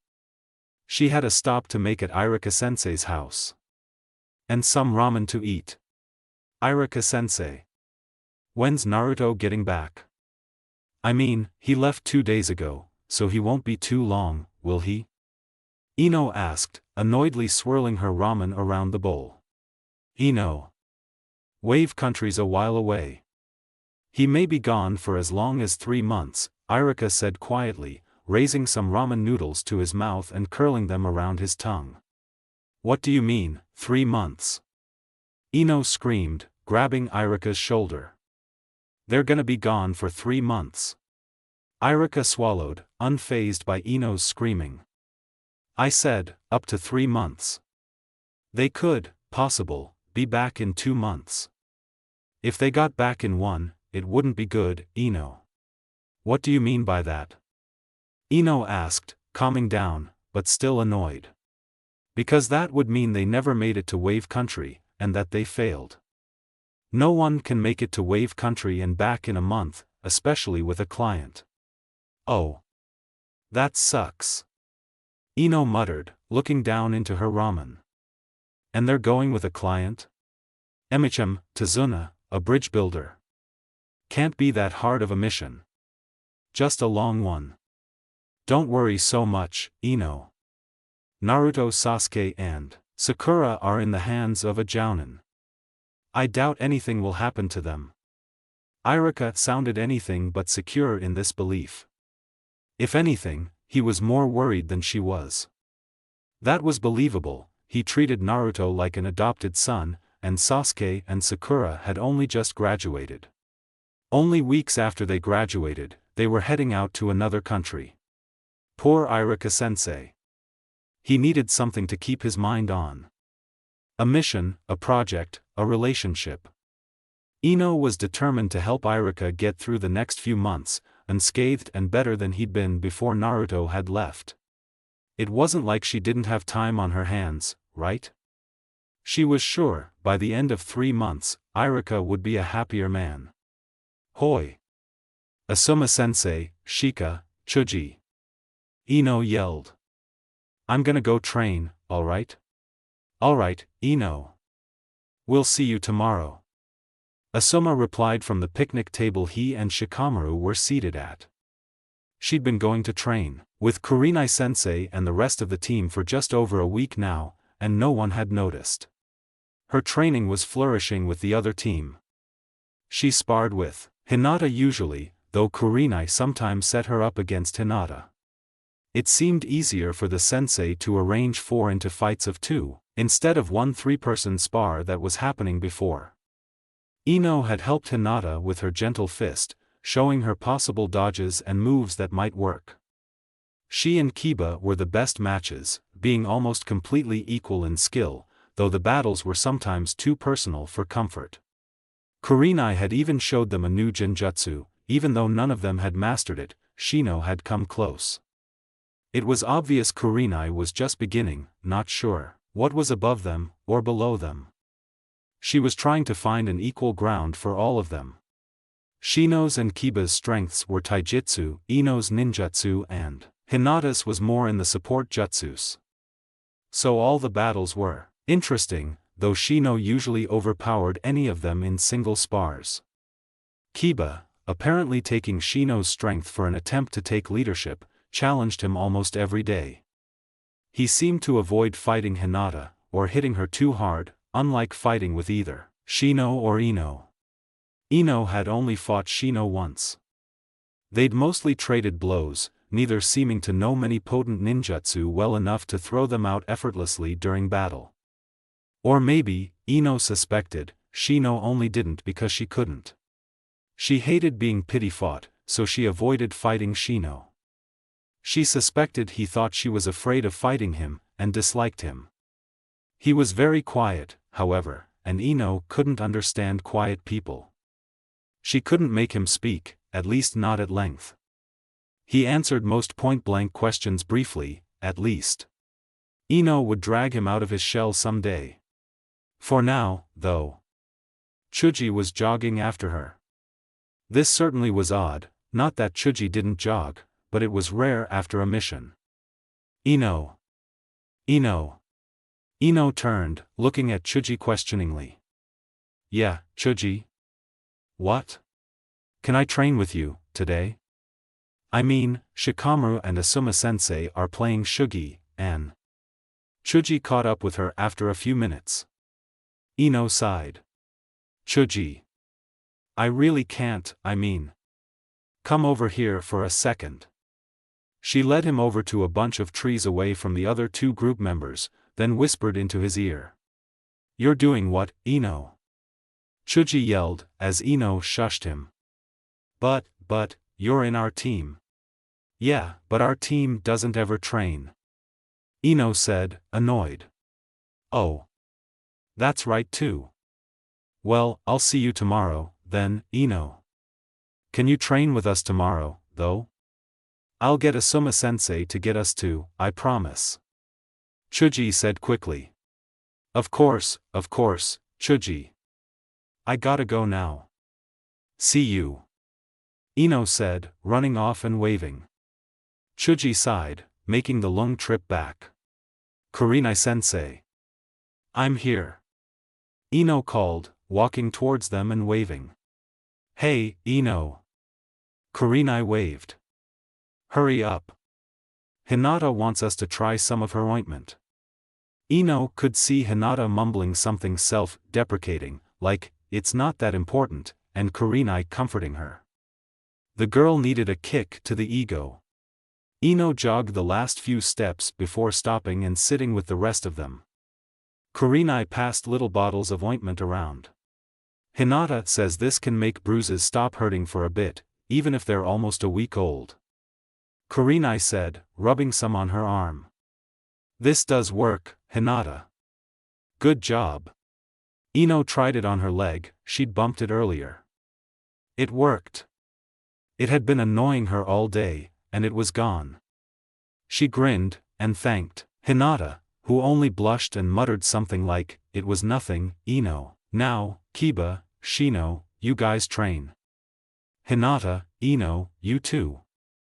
I want to test you guys on your chakra levels. That's why I need you two alone. There's a separate one for each gender. So, both of you, sit down and focus your chakra into your feet. First, though, take off your shoes and socks. The two sat down and outstretched their legs. Kurenai sat between them, reached out and yanked her sandals off. Her hand caught Eno's eye. You're not married? Eno asked suddenly. It was odd, because ninja married young, maybe in their 20s, because it might be their only chance. That a woman like Kurenai, unmarried and still young, meant she would be looking at least. Though, she might still be taken. No, not really. I thought you'd notice that, Eno. I haven't even had aerial relationship in a while. Now, focus as hard as you can, I'm going to try something. Kurenai said casually, as the two girls closed their eyes and focused. Eno suddenly heard her sensei's voice above the roar in her ears of her chakra burning in her mind. Now, lock your chakra to your toes, then try to pull the chakra, all of it, up to your neck. When you can't pull it any further, tell me where it stops. Eno turned her mind to the task, first locking then pulling her chakra further and further. She pulled with all her mind's might. In spite of all her effort, the chakra finally stopped around her knees. She swore as her eyes shot open. She looked over at the other two females. Both were still pulling. Eno bit her lip, annoyed. Did that mean she had barely any chakra? Yeah, right, she didn't believe that. Hinata stopped suddenly, then Kurenai almost immediately after. Both looked at Eno expectantly. I got to my knees, all right? Eno asked, irritatedly, looking at them. That's it. Eno, that's all right. That's where most genin get. It's really great, it means you have no lack of chakra. Hinata? Kurenai turned to her official kunoichi student. I got just above my knee, a bit into my thigh, but Hinata waved her hands in front of her at Eno's disappointed sigh, only because my father's been training me in Hyuga chakra techniques since I was 3. Honestly, Eno. To the knees is really good. So. How does the technique work, Kurenai-sensei? I mean, there's gotta be a reason it shows us our chakra levels. Eno asked, after a reflective moment. At least I got this far. Still. I wonder how far Naruto gets. He's got a lot of chakra. The legs are a hard place to use chakra flow. Using your whole base of chakra, and stretching it through the legs, shows how much you have in proportion to your age and gender. The average non-ninja can only just get to their ankles, if they're. People like your mother, with limited ninja training, might get it to halfway up their calves. Ninja should have it to their knees, and above that is very good, Kurenai said, smiling. It's good that we did this. I myself can only get to my knees, Eno, so don't look so disappointed. Eno froze. Really? But, those complicated jutsu. That's what it is to be a ninja. And a jounin. I don't have great chakra, I just use it well. Genjutsu, after all, isn't too exhausting, just complicated. I see, Eno said quietly, slightly mollified. She wasn't deficient, she was just average. It was a blow to her pride to be below Hinata, however, even though Eno wanted the best for her friend. Kurenai-sensei, how do you increase your chakra supply? Eno asked. Increase your stamina, was Kurenai's simple answer. Eno nodded. Now, you too. Kiba. Shino. We're going to learn a new jutsu. Come on over here. Kurenai gestured the two boys over. Suddenly, Eno remembered her promise to Chuji. Kurenai-sensei. Is it alright if I train with my team tomorrow, but still come every day? Sure, Eno. Now, let's get into stance. Kurenai nodded, then proceeded to teach her 4 students. And in the midst of a lesson, Eno had an idea. It involved a very important ramen bar. Irika-sensei? This is Yuhi Kurenai, the jounin leader of Team 8. I've been training with her group for the past few weeks. Kurenai-sensei, this is Yumino Irika, my academy sensei for basically my whole life. Because I got my week's salary today, I wanted to do something nice for the 2 people involved with pretty much my whole growth over the years. So, both of you order, I'll pay the bill, Eno said, nodding and leading her 2 senseis to the Ichiraku stools. I don't know what to say. Kurenai stammered. Irika just nodded. Don't worry, it's just ramen, oh. Irika-sensei. I forgot, I promised Chuji I'd help him and Shikamaru with the Eno Shikacho. I'm so sorry. We'll do this some other time, then dash. Irika started to rise, but Eno pushed him back down. No. I'll just leave some money, the rest can go on my tab and I'll pay it tomorrow. You two just sit here and enjoy yourselves. Oh, and since I didn't have a chance to give you guys these, here. Eno slapped something on the counter of the Amen bar before running off before either could speak. Irika and Kurenai glanced down. It was 2 tickets for the Lonely Fox, Konoha's biggest, and most expensive, club. Forget 1 week's salary, Eno must have used a whole week's salary on each ticket. Irika and Kurenai just stared at the tickets. Do you think she's hinting at something, Yumano-san? Kurenai looked into Irika's face. Well, it would be extremely rude to refuse the tickets, especially when they were so expensive. Irika said, glancing at them. What do you think, Yuhi-san? I haven't been to a club in years. Neither have I. Though, let's eat a bowl of ramen to seal the deal. Eno offered it, and she'd be disappointed if we didn't eat, I think. Kurenai said, glancing at the man waiting for their order. 1 shrimp and miso for me, then, Irika said to the man. Yuhi-san. 1 pork and vegetable, please, she ordered, then turned to Irika. If we're doing this, we should call each other by our first names, right? Irika-san? All right. Kurenai-san? Clunk. Their 2 bowls hit the counter. Daylight filtered in through almost closed curtains, flickering across the floor. The small apartment had seen cleaner mornings than this, as there were clothes and random objects scattered about the bedroom. A pair of eyes fluttered open, and the woman turned to the man, waking him with a kiss, surprised at her own initiative. Wake up, Irika-kun. Irika's eyes flickered open, and a small, awkward smile crept onto his face as he looked up into Kurenai's beautiful crimson eyes. His head was pounding, but he could barely notice. The most beautiful woman he had ever met had stayed with him for a whole night, without leaving or sighing. It had been awkward first, knowing each other only barely, but as the night had continued they'd grown closer. He hadn't expected it. She hadn't expected it.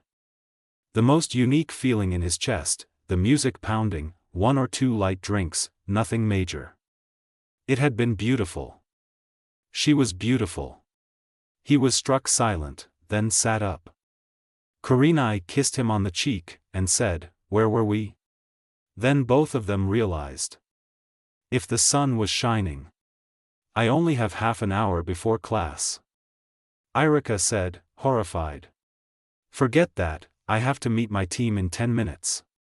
Kurenai said, shocked. The 2 leapt out of the bed, hurriedly pulling on their clothing. Not sure whose apartment it even was, they stumbled around the room gathering odds and ends from each other's pockets. Irika pulled Kurenai's head protector from inside his pant leg and threw it to her. She gave him back his wallet. Is this your apartment? They both asked each other at the same time. I live in a house, Irika said. I have a nicer apartment than this, Kurenai said. Irika checked his pockets, and found a key with a note. Kakashi's spare key, apartment 23A in the Mitsubishi building. Naruto gave it to me. Enjoy. He just sighed and smiled, handing it to Kurenai. Just like Eno, and Irika. I know this is a bit to ask, but you want to do this again, maybe somewhere not so hectic? Sometime soon. Maybe tomorrow night? Kurenai threw her arms around his shoulders.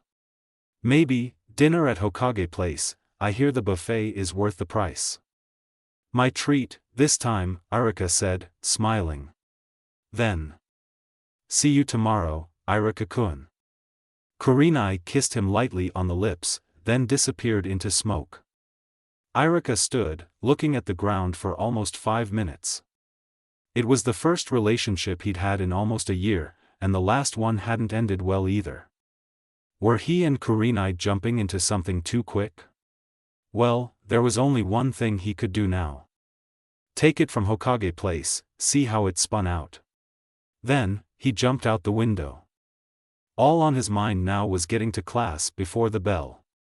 End Chapter 3, Chapter 4, Training. Friends by Alden-san Chapter 4, Training. Sounds of fighting could be heard from a small clearing as Kurenai's 3 students fought. Kiba, Shino and Hinata were all jumping, attacking, defending. And to the side, 2 figures were talking quietly. Eno had come late from her team's own practice, which had fit Kurenai's plans perfectly. She wanted to talk. "You set us up, didn't you, Eno? Don't lie, I know that you programmed the whole thing." Kurenai whispered to her student, sighing. "Eno, I'm really confused why you did this, set us up to be together dash. I made sure you had a chance to quit if you wanted to dash," Eno interjected. "But I want to thank you or what you did. My love life wasn't a high priority on my list to worry about, so you helped me out.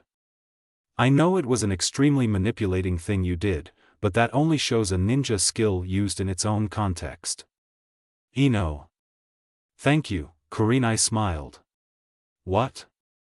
Really? What did happen, anyways? Did it turn out alright?" Eno asked, leaning forwards, interest clearly showing on her face. "Go practice, Eno. Hey, guys. Rest for a few seconds, Eno's gonna join the fight." Kurenai called to her team, grinning at Eno. "You're not the only one who can put people into awkward situations, Eno. Show 'em what you got, maybe Kiba will stop calling you a blondie, any?" Eno's eyes blazed with determination.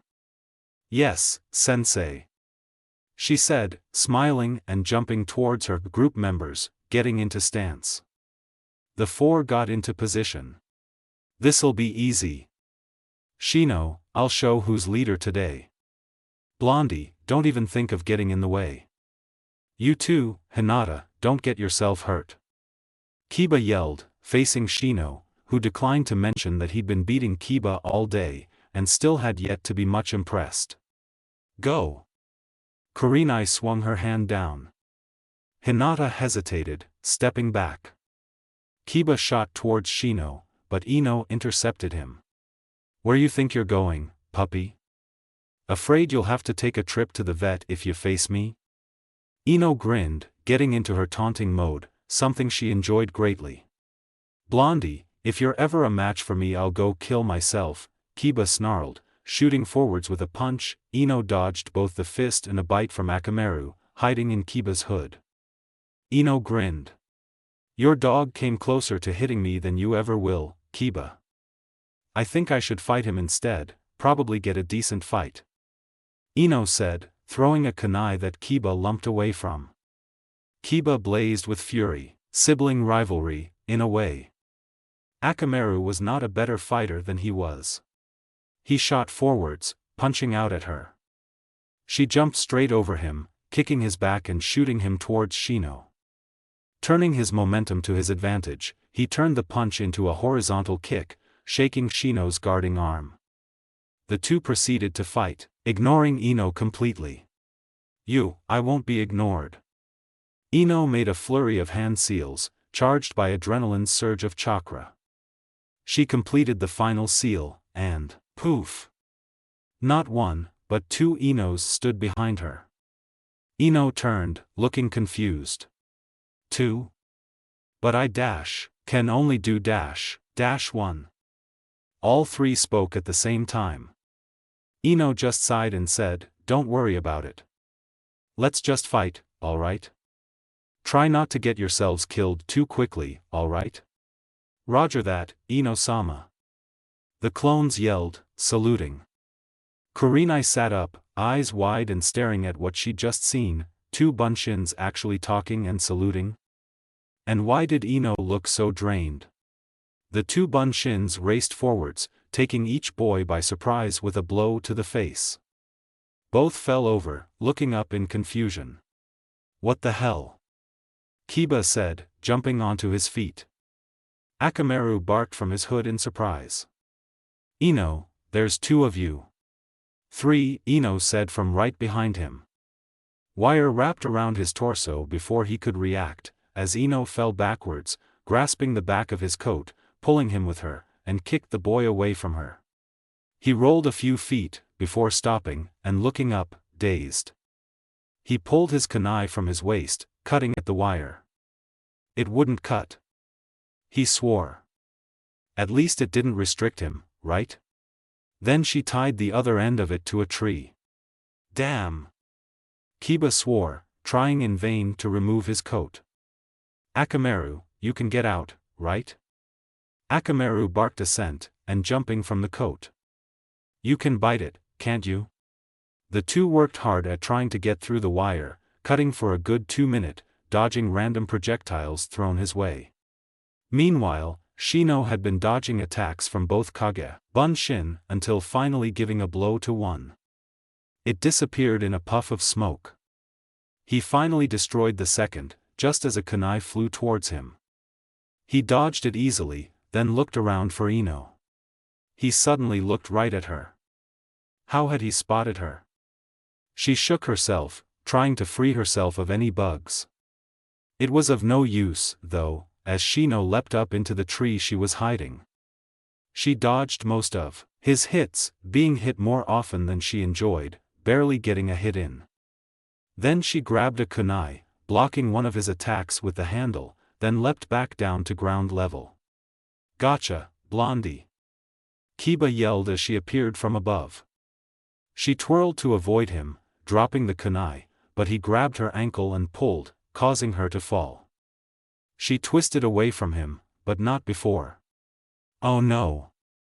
Eno sighed, feeling the wire slip around her ankle. Kiba grinned, and pulled. Eno fell, just as Shino came down from the trees. She twisted away, landing on one foot. Kiba pulled her foot in the air, tipping her balance, but she landed on one hand and pulled, hard, with her foot. The end of the wire slipped from Kiba's grasp, but Shino attacked Eno just as she regained the wire. She ducked the first attack, but he hit her shoulder and grabbed the end of the wire. She swore, pulling out new wire, and held the loop just as Shino aimed at her face. He kicked. She went flying towards Kiba, pulling the loop taut and tripping Shino as she flew. He flipped, reversing the momentum and bringing her flying towards him, landing on his wire-looped foot. Then tripping on the fallen kunai. Kiba fell to the ground, after hitting a tree. This was when Akamaru reappeared, flying from the trees and latching onto the fallen Shino's arm, biting his wrist viciously as Shino tried to get up.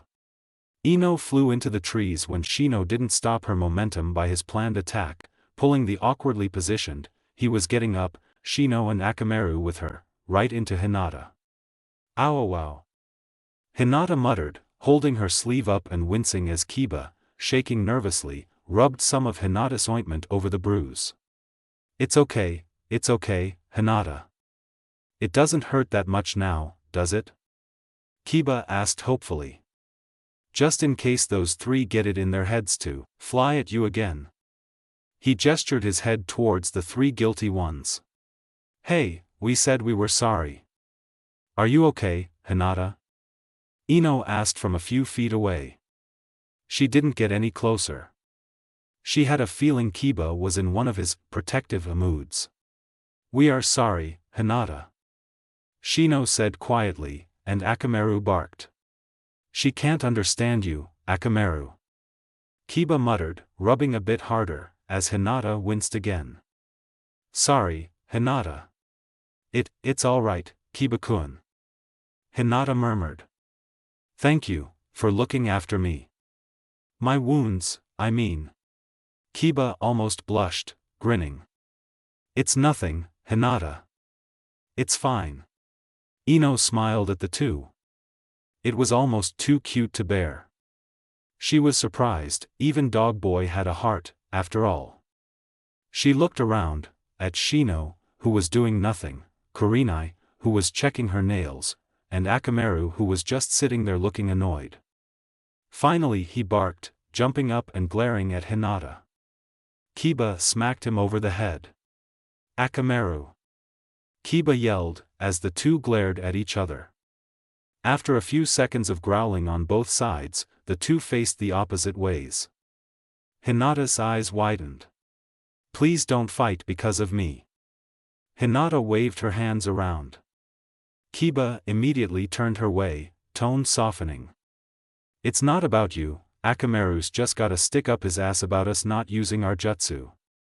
Akamaru barked, glaring at Kiba. This was an obvious lie, but one that made Hinata stop stressing at least. Kiba smiled. Don't worry about Akamaru and me. Worry about yourself. At least if you're in the fight you have a reason to be hurt. Why were you lurking there? Hinata. Kiba sighed. I worry about you, idiot. Just, don't get hurt, alright? Alright, Kiba-kun. Hinata looked down. Kiba looked horrified with himself. No, Hinata. I just mean, don't get yourself in troublesome spots. You gotta get out there, fight. I know you'd be awesome if you worked a bit, right? Who cares if you aren't the fastest learner? You've gotta be one of the best strategists in the class.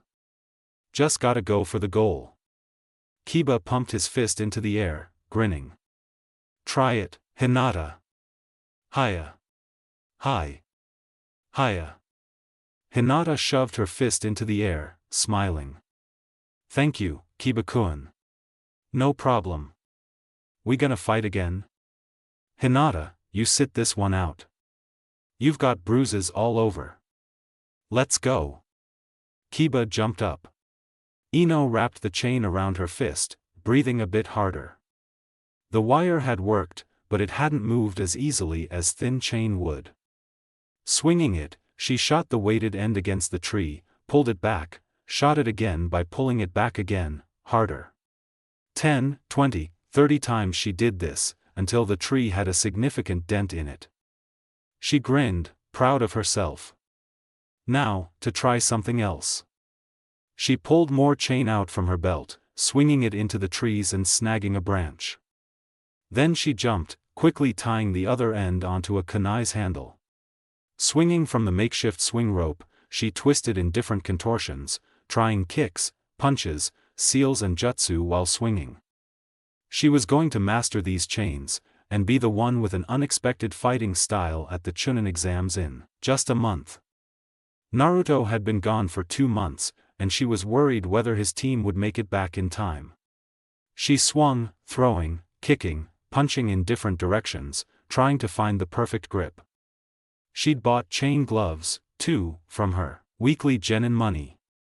They could withstand more jutsu, sword strokes, and they hurt like hell when someone else got hit with them.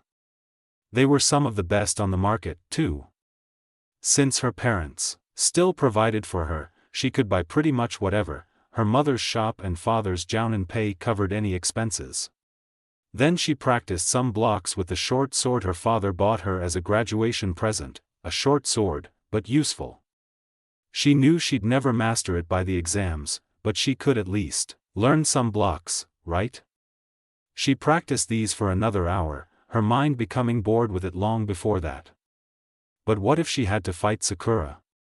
If Sakura had a sword, then she should be able to defend herself, right? Eno's training schedule had become more rigorous, longer, tougher since Naruto left. She hated it, but it was all she could do now. Sakura wasn't here, Sasuke-kun wasn't. Naruto wasn't. Why wasn't he there with her?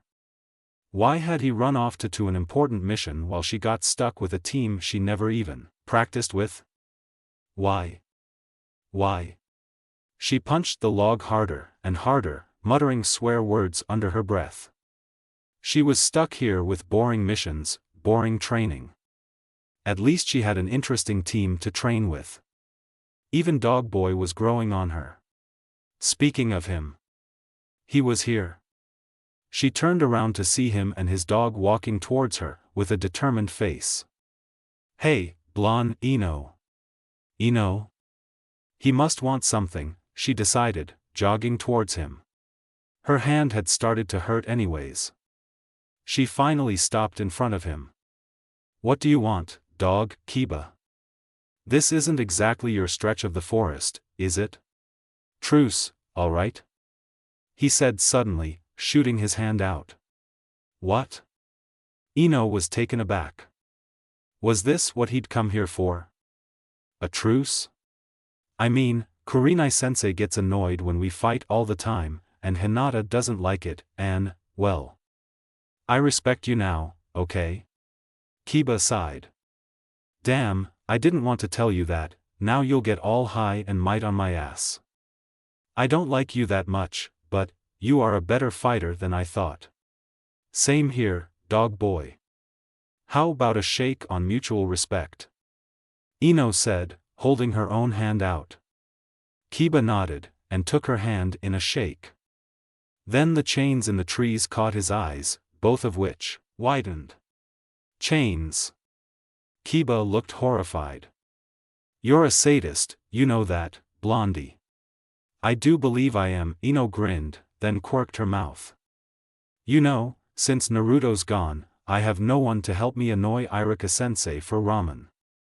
You like ramen, Kiba? Kiba grinned. You kidding? It's gotta be my favorite food, next to meat, oh, course. Need a hand, I'll go for it if ramen's involved. Eno grinned, and the two set off on a journey, to annoy Iruka, and get some ramen. You know, I never thought you and Kiba got along, Eno. Iruka said, pulling out some money and laying it on the counter of the ramen bar. Eno grinned, giving her order to the waiter person. Well, when it came to ramen, we finally agreed on something, puppy, she elbowed Kiba playfully. He groaned. No wonder your team shipped you off to us, you're a nightmare, Blondie. How long's the ramen take to come, Ruka-sensei? Kiba leaned onto the counter to ask his former teacher. About a minute. They're fast, Ichiraku guys. They pre-prepare every type of ramen for people who order it, and if any start getting cold, they eat it. Iruka grinned. It's quite a good system, considering most days TE waiters still only maybe get a bowl each. I am, and I'll be serving you for the evening. 2 miso, 1 pork beef and chicken, and 3 pork and miso. She asked, laying it down on the table. Each grabbed their portions, eagerly digging into the meal. Kiba was amazed at Eno's speed. Eating with Naruto, you have to be fast. Otherwise any ungotten to ramen bowls are up for the taking, Ruka-sensei? Remember those 3 pork ramens he stole from you without you even noticing? Eno smiled, as Iruka sighed. I remember, yeah. Luckily it was on half-off day, Iruka smiled back, laughing a little. Naruto eats a lot. Naruto. He was dead last, right? Kiba asked, raising an eyebrow. How'd you become his friend, Blondie? You must be a million times better than he is. Not really.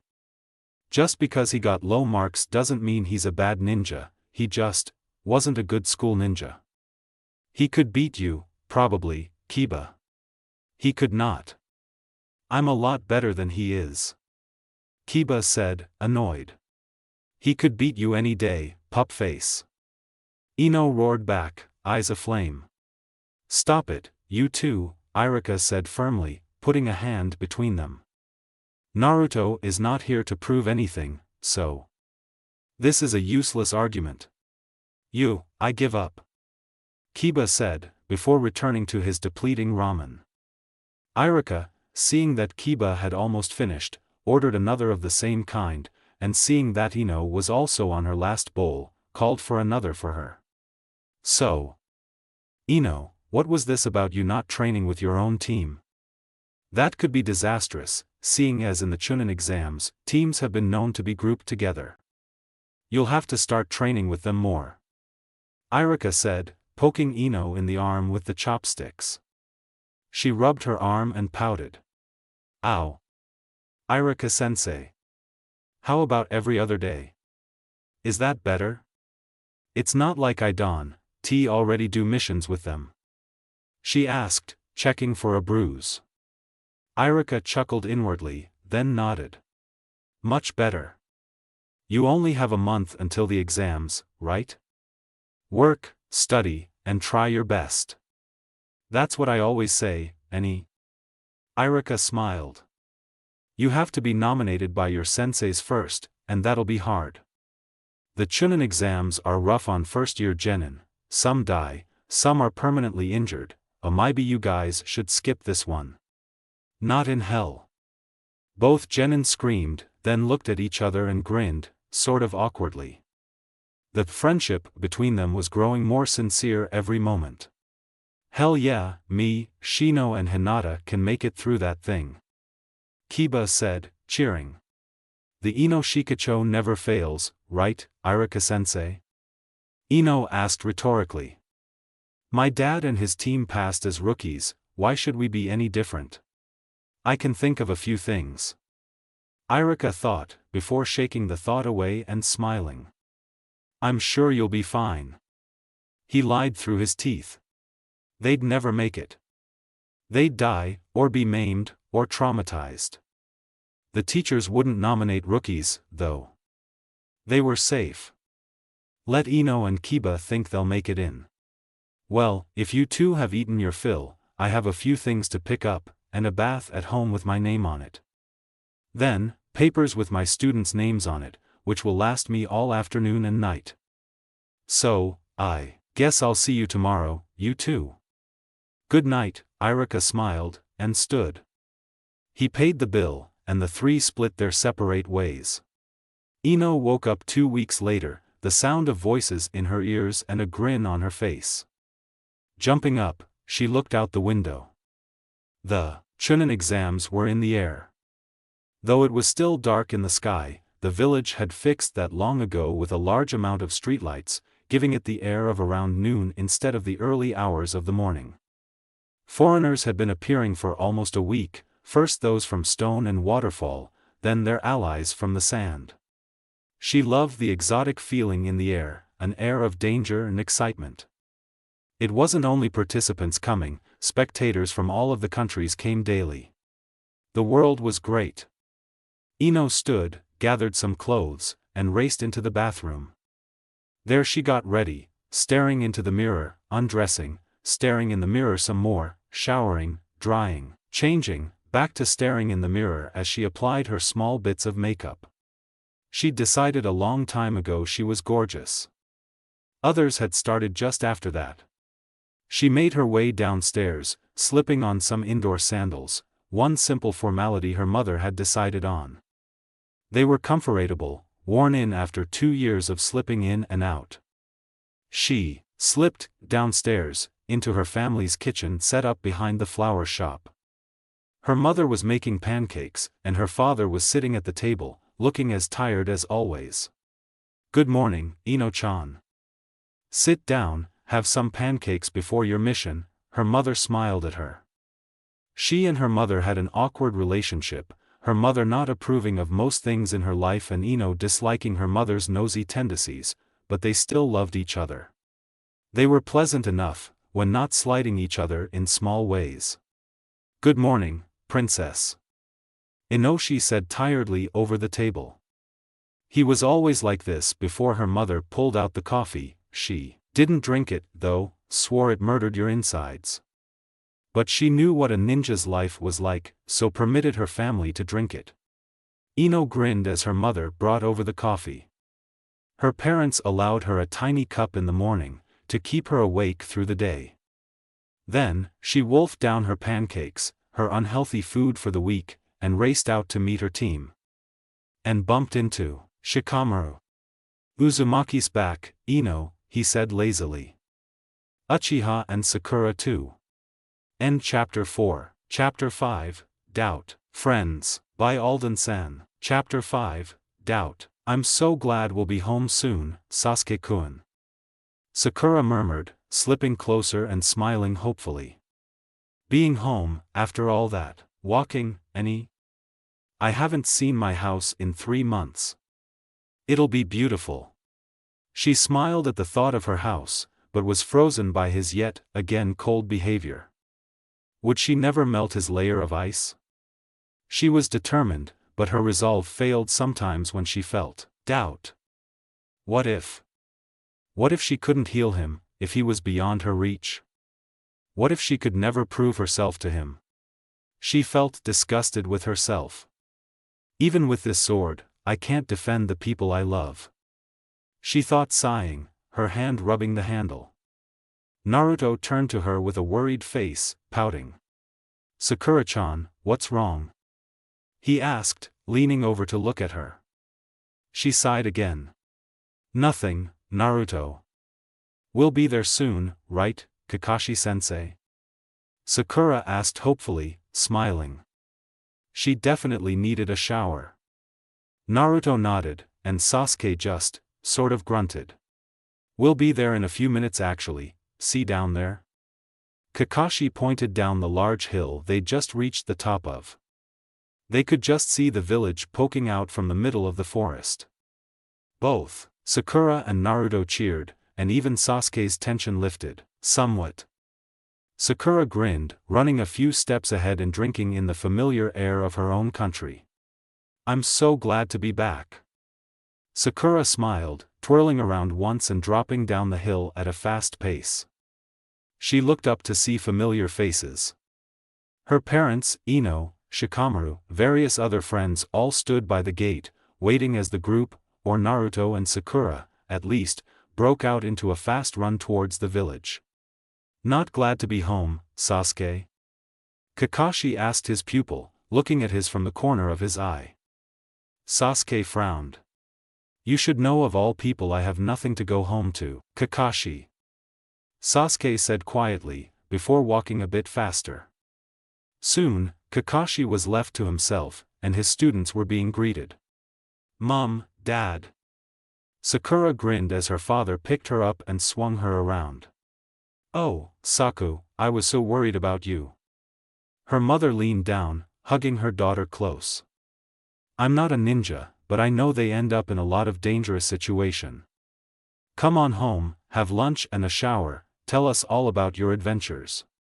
Sakura grinned, and tossed a look to the approaching Kakashi, who was speaking to a jounin that had come up to them.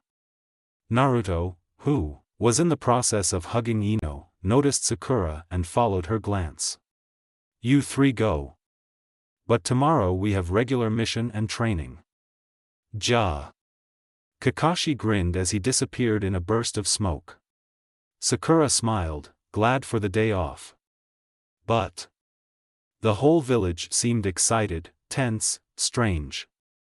Eno was grinning widely, though that would normally fit when her three favorite people had just come back. It also made her think. She headed over to where Naruto and Eno were talking. She smiled at the two. "Eno, do you know what's going on?" Sakura asked, curious. "Was something mentioned while we were gone?" Sakura. Eno sighed. "You honestly don't know what it is? You don't know what almost every genin in the village has been obsessing over, well, since graduation? The Chunin exams are in 10 days.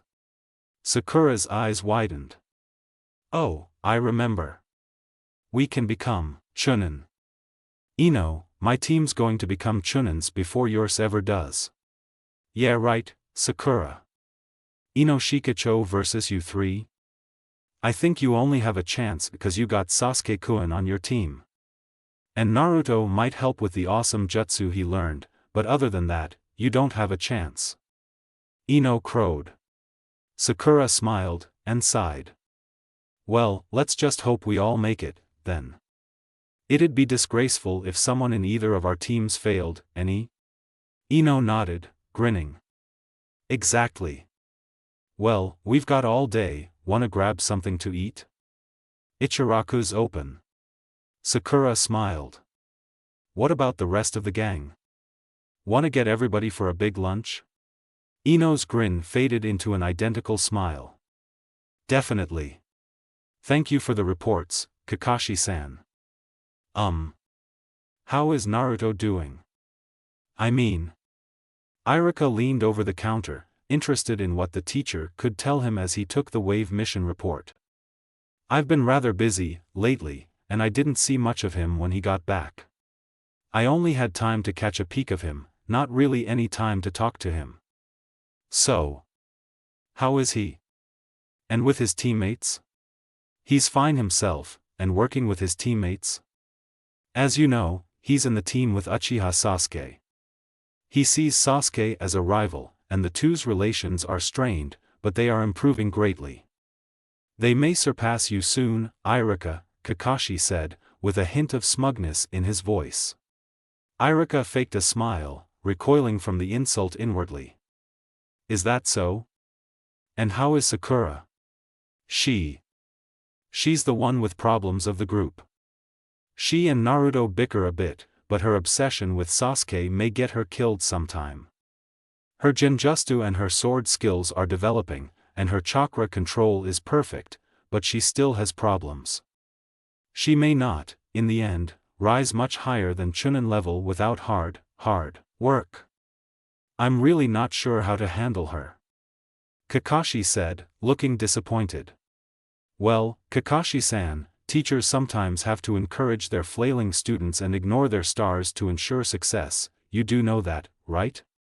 You won't ignore Sakura, or Naruto either, just because Sasuke might be more trainable, easier to handle, at a closer level to you, any? Irika's voice was not only encouraging, but critical. This annoyed Kakashi to no end. He refused to be criticized by some weak little schoolteacher. I'll do my best. But remember, these three are no longer your academy students, they are my responsibility. I've never had a team before, but I doubt I can fail with these three. They are the first to pass my test, remember? Those were Kakashi's last words before he turned his back on Irika's answer, leaving the room. Kakashi didn't see it, but the rest of the room could have noticed Irika's eyes hardening slightly after their meeting. Again, the large group of friends sat together under the trees, eating a seemingly random array of food. Tenten sat with Sakura, the two, muttering incoherently under a tall tree. Naruto and Eno were training, or doing something at least that involved hitting each other. Shikamaru was trying, slowly but surely, to teach Chuji to play shugi. It is good to be back. Sakura murmured, having showered, eating and drank to her heart's delight, though she drew the line somewhere. She was on a diet, after all, though after all that travel, the diet seemed almost extravagant. It feels weird, though. Like I've grown up a bit, somehow. That is how it feels with your first real mission, isn't it? You guys are lucky. Guy-sensei made us wait almost half a year before we got any useful missions. It was irritating. What exactly happened in Wave Country, Sakura? You seem. Tenten avoided the word depressed, though it sprang to mind. Tenten had seen Sakura briefly when she'd returned. She'd seemed happy then. Had something happened? Or had she been thinking? It's just, so many things happened on that trip, Tenten. It was so much to think about, for me. It was really the first time I've had a serious fight. Something in her tone told Tenten what she found was less than comforting. Tenten patted her on the back. What exactly happened there? She asked, looking at Sakura. You've been mopey since you got back. Yeah. I've been doing some thinking, is all. Sakura's voice faded away as she watched her hand play with some grass near her feet. Tenten grumbled inwardly, annoyed at Sakura's vague answers, but guessing why her general cheeriness was shattered. Sakura? Tenten touched Sakura's shoulder, and Sakura looked up at her. Tenten nodded. You're a great ninja, Sakura. You just gotta develop. I know I was useless after academy, but look where I am now. Tenten grinned, and threw a kunai. It speared a falling leaf through the center. You just gotta find your element, right? You've been assembled here for only one reason. It should be obvious by the members here. The third Hokage's voice rang out through the room, breaking the expectant silence. The gathered Chunins, Jounins, Special Jounins, and ANBU all hung on his word. Once he broke the silence, however, a mumbling of conversation flowed. It's already that time. Kakashi murmured, patting his pocket and thinking about his students, hoping they were ready for his decision. It's already been reported to the other countries. I saw them in the village. I've heard rumors, 10 days, a week, 4 days, so when is it? Another Jounin, Genma, added. The Hokage paused for a moment. In a week, he said decidedly, pulling the necessary paperwork from one of his desk's folders and watching the rippling reactions. Wow, that soon? A Jounin asked, hesitant to contradict his superior. The Hokage smiled. Well, I'll announce it properly. 7 days from now, on the first day of the 7th moon, the Chunin selection exam will commence. The Hokage smiled, watching the various parties of the room as they prepared themselves. First, he said, breaking the noise of shuffling papers and clicking pens, we will hear from those watching over newly graduated genins. Now. The 3 recent Jounin senseis stepped up, Team 7's captain and sensei, Hatake Kakashi, leading Haruno Sakura, Uchiha Sasuke and Uzumaki Naruto, Team 8's captain and sensei, Yuhi Kurenai, leading Hyuga Hinata, Aburame Shino, and Inazuka Kiba, and Team 10's captain and sensei, Sarutobi Asuma, leading Akimichi Chuji, Nara Shikamaru and Yamanaka Eno. Kakashi, Kurenai, Asuma, are there any genins you wish to nominate for this exam? The Hokage asked, his eyes smiling. I don't need to tell you this, but a genin must have successfully completed 8 missions to qualify, at which point they may be nominated by their sensei. Now. Starting with Kakashi. Iruka sighed from his desk, looking up at the 3 senseis, Kakashi, Naruto's team leader and the one Iruka disapproved of, Kurenai, Eno's preferred sensei and Iruka's girlfriend, though lover might be the more appropriate term, and Asuma, the sensei Eno almost completely rejected, exclaiming her annoyance at whom almost daily. None of them would be foolish enough. Team 7, led by Kakashi, Uchiha Sasuke, Uzumaki Naruto and Haruno Sakura. Under the name of Hatake Kakashi, I nominate these 3 for the Chunin exam. Kakashi said this without any tone of regret or hesitance in his voice. Iruka muttered annoyedly under his breath. Team 8, led by Kurenai, Hyuga Hinata, Inazuka Kiba and Aburame Shino. Under the name of Yuhi Kurenai, the same as to my left. Iruka looked up at Kurenai, feeling betrayed. He'd told her numerous times that they weren't ready. Team 10, led by Asuma, Yamanaka Eno, Nara Shikamaru and Akimichi Chuji. Under the name of Sarutobi Asuma, the same as to my left. Asuma's statement had barely left his lips before another voice was raised, this time in a protest. Wait a second. Iruka stood, looking at the 3 senseis in annoyance. Hokage-sama, please let me have a word. What is it, Iruka? The Hokage's voice was unfettered by annoyance, just patient with the sensei's request to speak.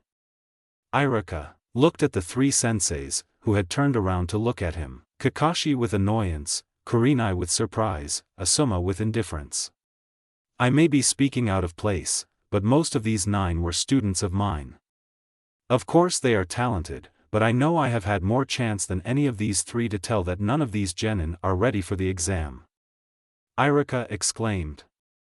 They definitely need more experience. These are children never faced with a life-threatening mission being thrown into a dangerous situation. I became a Chunin when I was 6 years younger than Naruto. Kakashi said, looking at Iruka in annoyance. Naruto is different than you are. These children, all of them are. This isn't a war anymore, Kakashi. Iruka said, his eyes blazing. This exam is . They are always complaining about missions. Some pain might knock them into reality, crushing them, could be fun, Kakashi said, his visible eye smiling, almost silently goading Iruka on. What the hell does that mean? Iruka asked, stepping towards Kakashi. That, Kakashi said, was a joke, Iruka-sensei. I can understand your feelings on this matter, you must be upset. Kurenai mumbled something to Kakashi, almost inaudible. Iruka's glare turned to her for a moment, as if he'd expected her to help him. But no, she'd nominated her students, too. Kakashi continued anyway. Irika, stay out of this matter. They are no longer your academy students. They are my subordinates. Kakashi's glance was level with Irika's annoyed one, his one eye as strong as Irika's too. Asuma yawned. Can we get over with this already? I'm tired of this. The Hokage paused, a sign for all parties to sit down. Irika and Kurenai shared a look, then Hokage started to speak. Now for the more experienced Jounin. Gai-sensei, Komori-sensei. Kurenai, what was that in there? Just outside the Hokage's office building, a few meters into the city, two ninja were talking quietly as they walking. Kurenai listened as Irika talked to her, annoyed, and a little sad, at the same time. Why couldn't you have helped me? You're a Jounin. Irika, I'm a newbie, a rookie, someone who's been a Jounin for barely a year. I'm surprised they let me have a team at all, considering my junior position. Do you think I could have changed the great Sharingan Kakashi's opinion? Kurenai shrugged as she and Irika walked through the crowd. Besides, I don't know about Kakashi's kids, but Kiba, Hinata, Shino. They're ready. And I know Eno is too, even though she's not technically on my team. Irika. If you knew the amount of growth that these kids go through in just a few months after school. Kurenai, I've been an academy sensei for a long time, and I know that the number of senseis who send rookie genin into a Chunin exam have a larger chance of having a smaller team after it, Irika said, trying to catch up with Kurenai. Are you trying to run away from me? Irika, nobody knows about us. I'd prefer if it stayed that way, at least for a while. They wouldn't understand, anyways. Irika, I have to meet my team. I'll see you tomorrow. Fine. Irika let himself slip back into the crowd as Kurenai seemed to disappear. He stood silently, then turned around. But what if one of them dies, because I couldn't stop them, he thought, guilt already filling him. It will be my fault. He muttered, as he made his way to his house. I hate rude midgets. Makes me want to kill them. Sakura's eyes widened. They had just been playing, Konohamaru and his two friends, Sakura and Naruto, but Konohamaru had run into a strange, unfamiliar ninja. He'd grabbed Konohamaru, and was staring at him, annoyance showing in his voice. He couldn't be much older than they were, maybe a year or two. His face had a strange design of purple inks, points from the middle of each cheek and his forehead from under his hood, and from under his chin. Also, lines at the top of his eyes and around his mouth. His strange black hood, with weird cat ears of the same fabric attached, obscured any hair. The plate attached was of the sand, that was what Sakura could tell.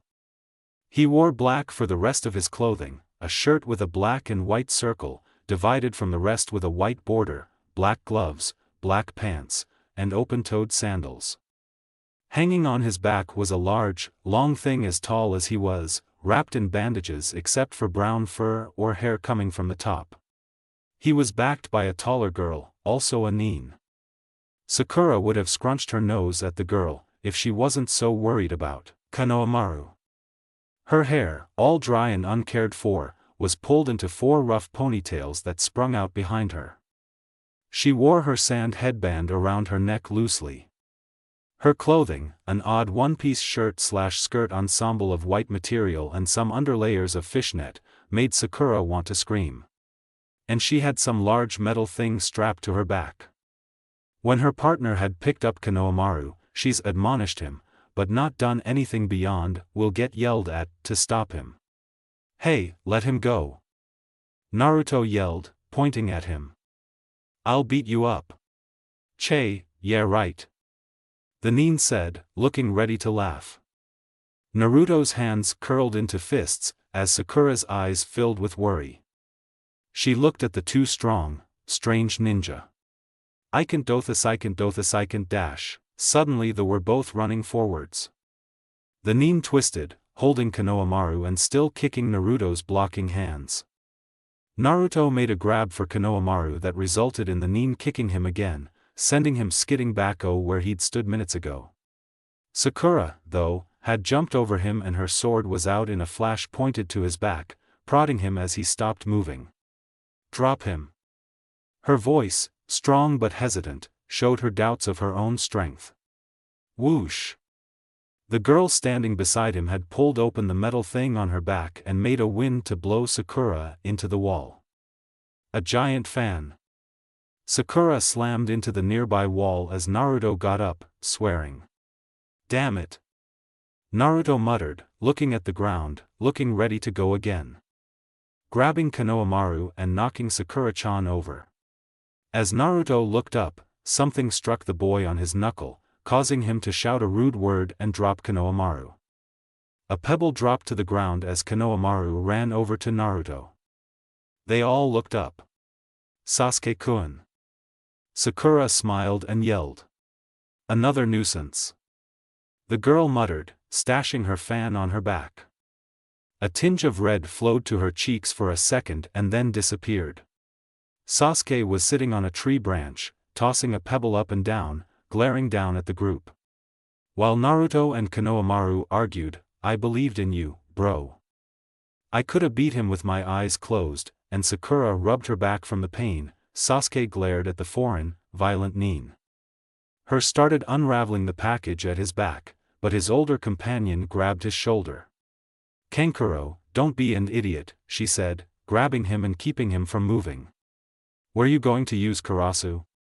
A new voice invaded the area, a monotone similar to Sasuke's drone, but even less animated if possible.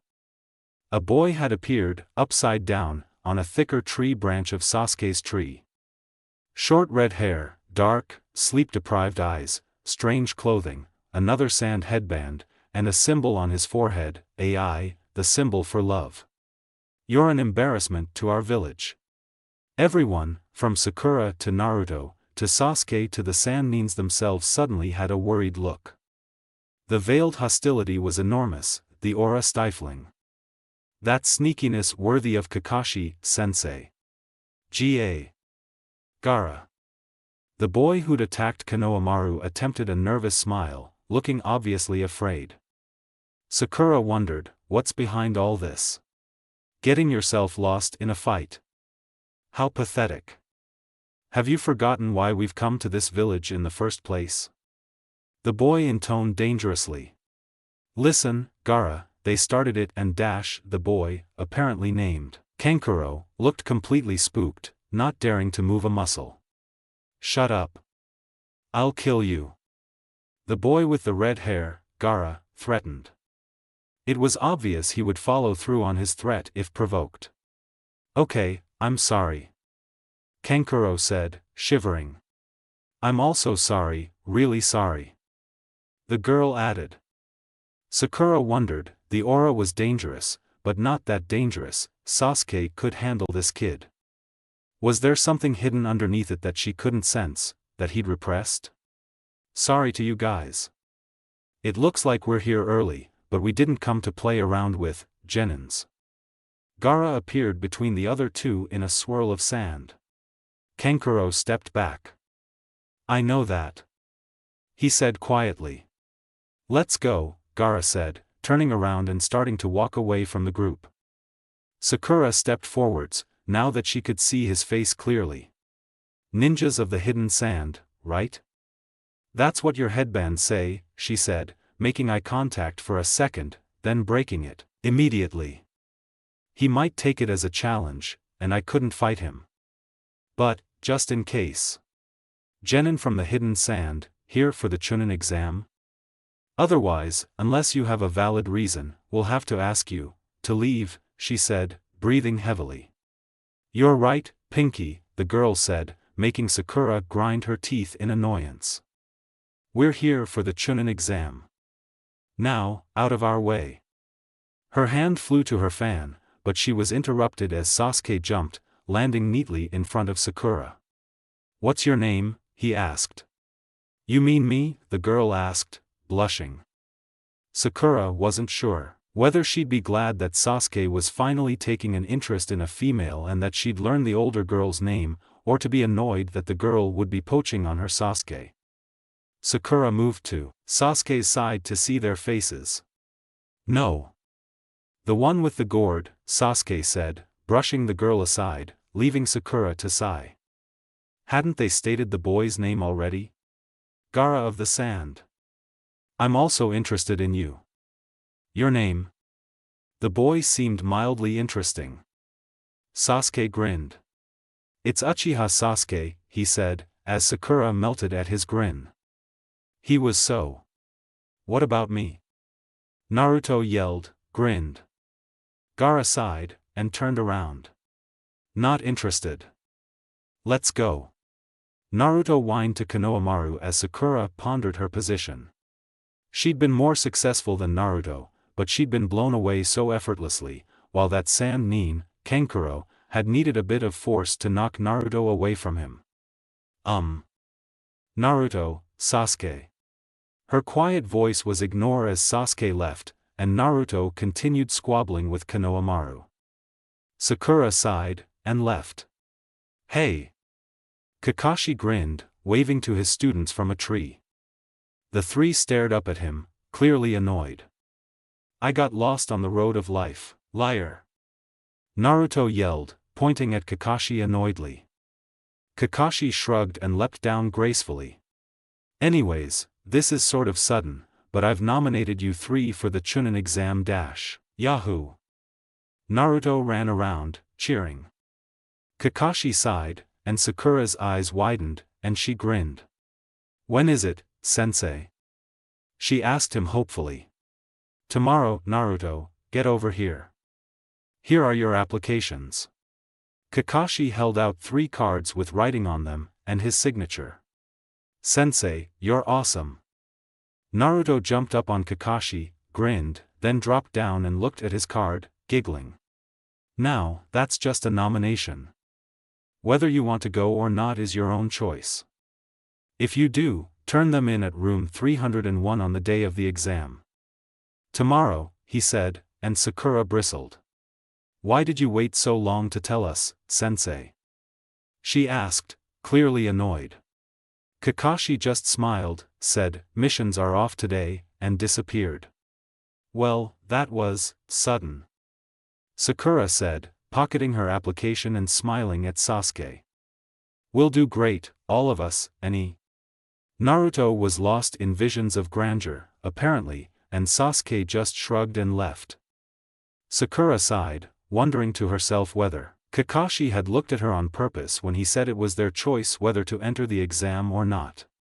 Sakura stood at the edge of the Hokage Memorial, feeling the wind blow through her hair and looking out on the village. Everyone was moving, bustling around, and she felt such a love for her village. Everyone there, she felt, she should protect them as well as she could. But she looked down at the sword in her hand, closing her eyes, biting back a tear, remembering everything that had happened. Her path as a ninja, her path as a person, had been rocky. Not because she was stupid, or didn't master her clan's skills, her parents were both non-ninja, but rather a difference in her ideology. Eno, Naruto, Tenten, Shikamaru, they'd been there for her ever since she was little, supporting her dreams to the fullest. To think, such a small remark brought on such a different path in her life. Hey, Sakura-chan. Naruto had said, kneeling down to the crying Sakura. What's wrong, Sakura-chan? Yeah, Sakura? This isn't like you. Eno said, with concern in her voice. The two sat beside their friend as she smiled a little. I know all the jutsu, I know every rule of conduct, I know all the kunai trajectories and everything Iruka-sensei has told us. But, everyone's so much further than me. Kiba has Akamaru and his jutsu from his family. Eno, you have your family's jutsus. Naruto is even better than me with making jutsu. You two are awesome. But I'm weak, I can't really fight. Sakura had mumbled, then laughed a little. Yeah, me, highest kunoichi of her year, can't beat 5 a snail in a fight. Oh, Sakura, I know you'd put up a good fight, that snail wouldn't beat you down that easily, Eno had said with a hint of humor in her voice. When Sakura looked at her, hurt, Eno had apologized. It's just a joke. Sakura, you gotta find something to focus on. You know, since your family aren't some big hotshot clan, right? Hey, Tenten-san from the class above us uses weapons from far away. What about a close weapon? Naruto suggested, with a hint of pride in his voice for having such a good idea. Sakura looked confused. What? Naruto, you don't make any sense. What do you mean, a close weapon? I think he means close range, like an axe, or a staff, or... Eno racked her mind for a suggestion. A sword, like the Anbu use. Naruto had said, grinning. Sakura had nodded. That's a good idea, Naruto. Sasuke-kun will notice me if I get a sword. She said, grinning. Oh. This was about Sasuke? Ick. Naruto had very specific feelings towards Sasuke, and most of them weren't very nice. Okay, all of them.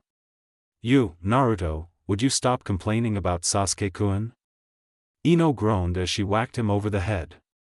Sakura smiled as she remembered her academy troubles.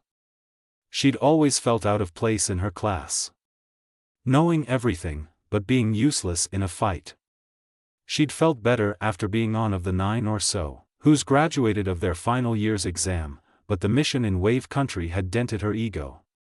She'd stood there as Sasuke almost died, stood there as Naruto and Kakashi fought.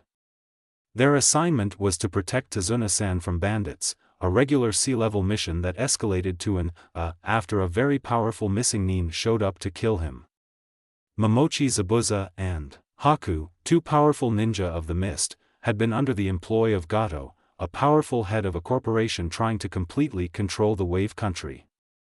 Tazuna had been in charge of the bridge being built that would secure trading routes, making Gato significantly less powerful and saving their country. Haku had pulled out a very powerful bloodline technique, to turn control water and ice. His technique involved ice mirrors, almost unbreakable. A circle of them had trapped Sasuke and Naruto inside, while he could, from Sasuke and Naruto's descriptions, make it seem like he was in all of them at the same time, then jump between them at hyperspeed to deliver shots with needles.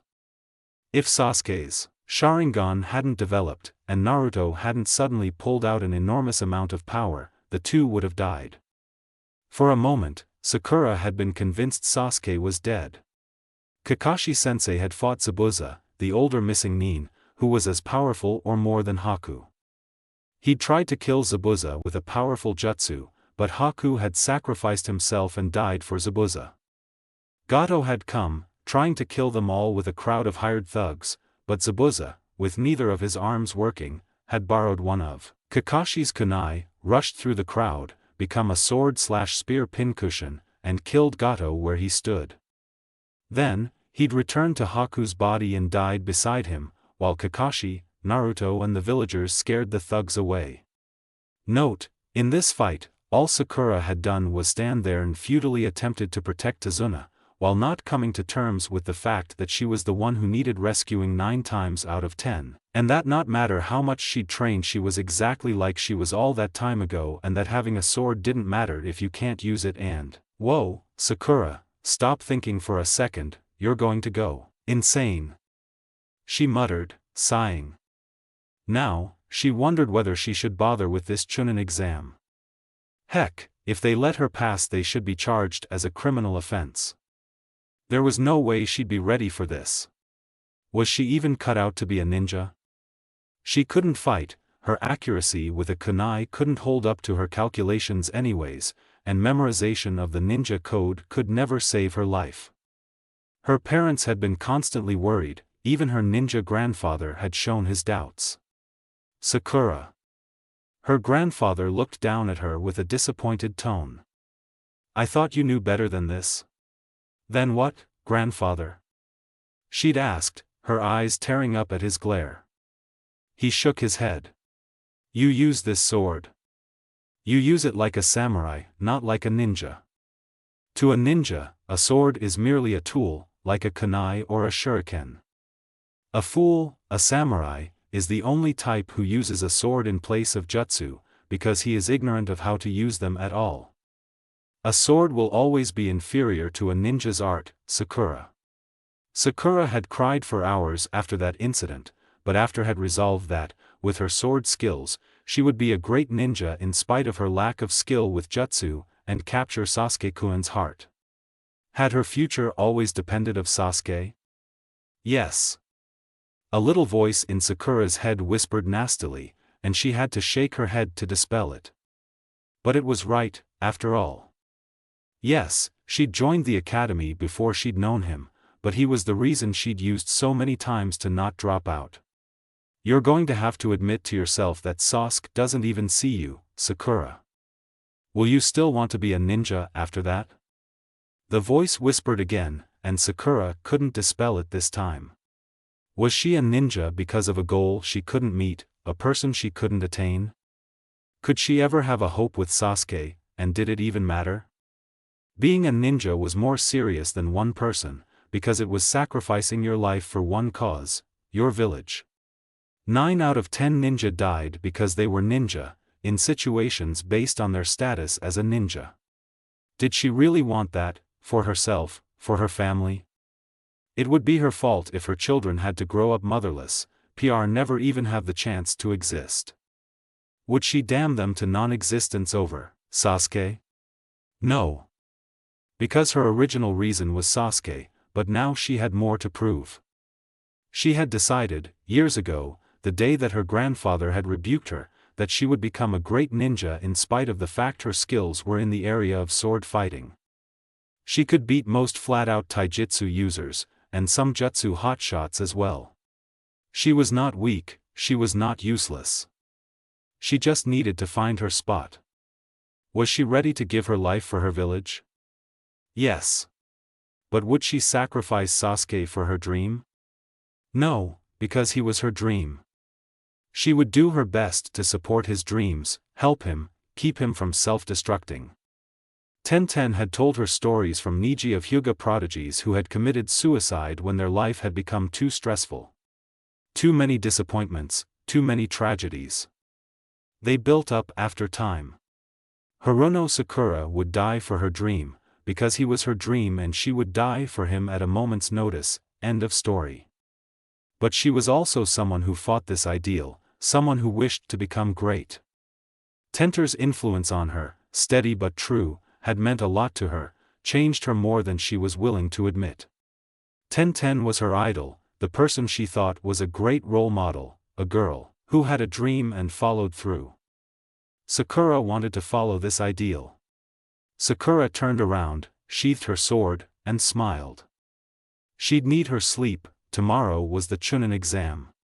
End chapter 5. A/N, hey. Sorry about the chapter.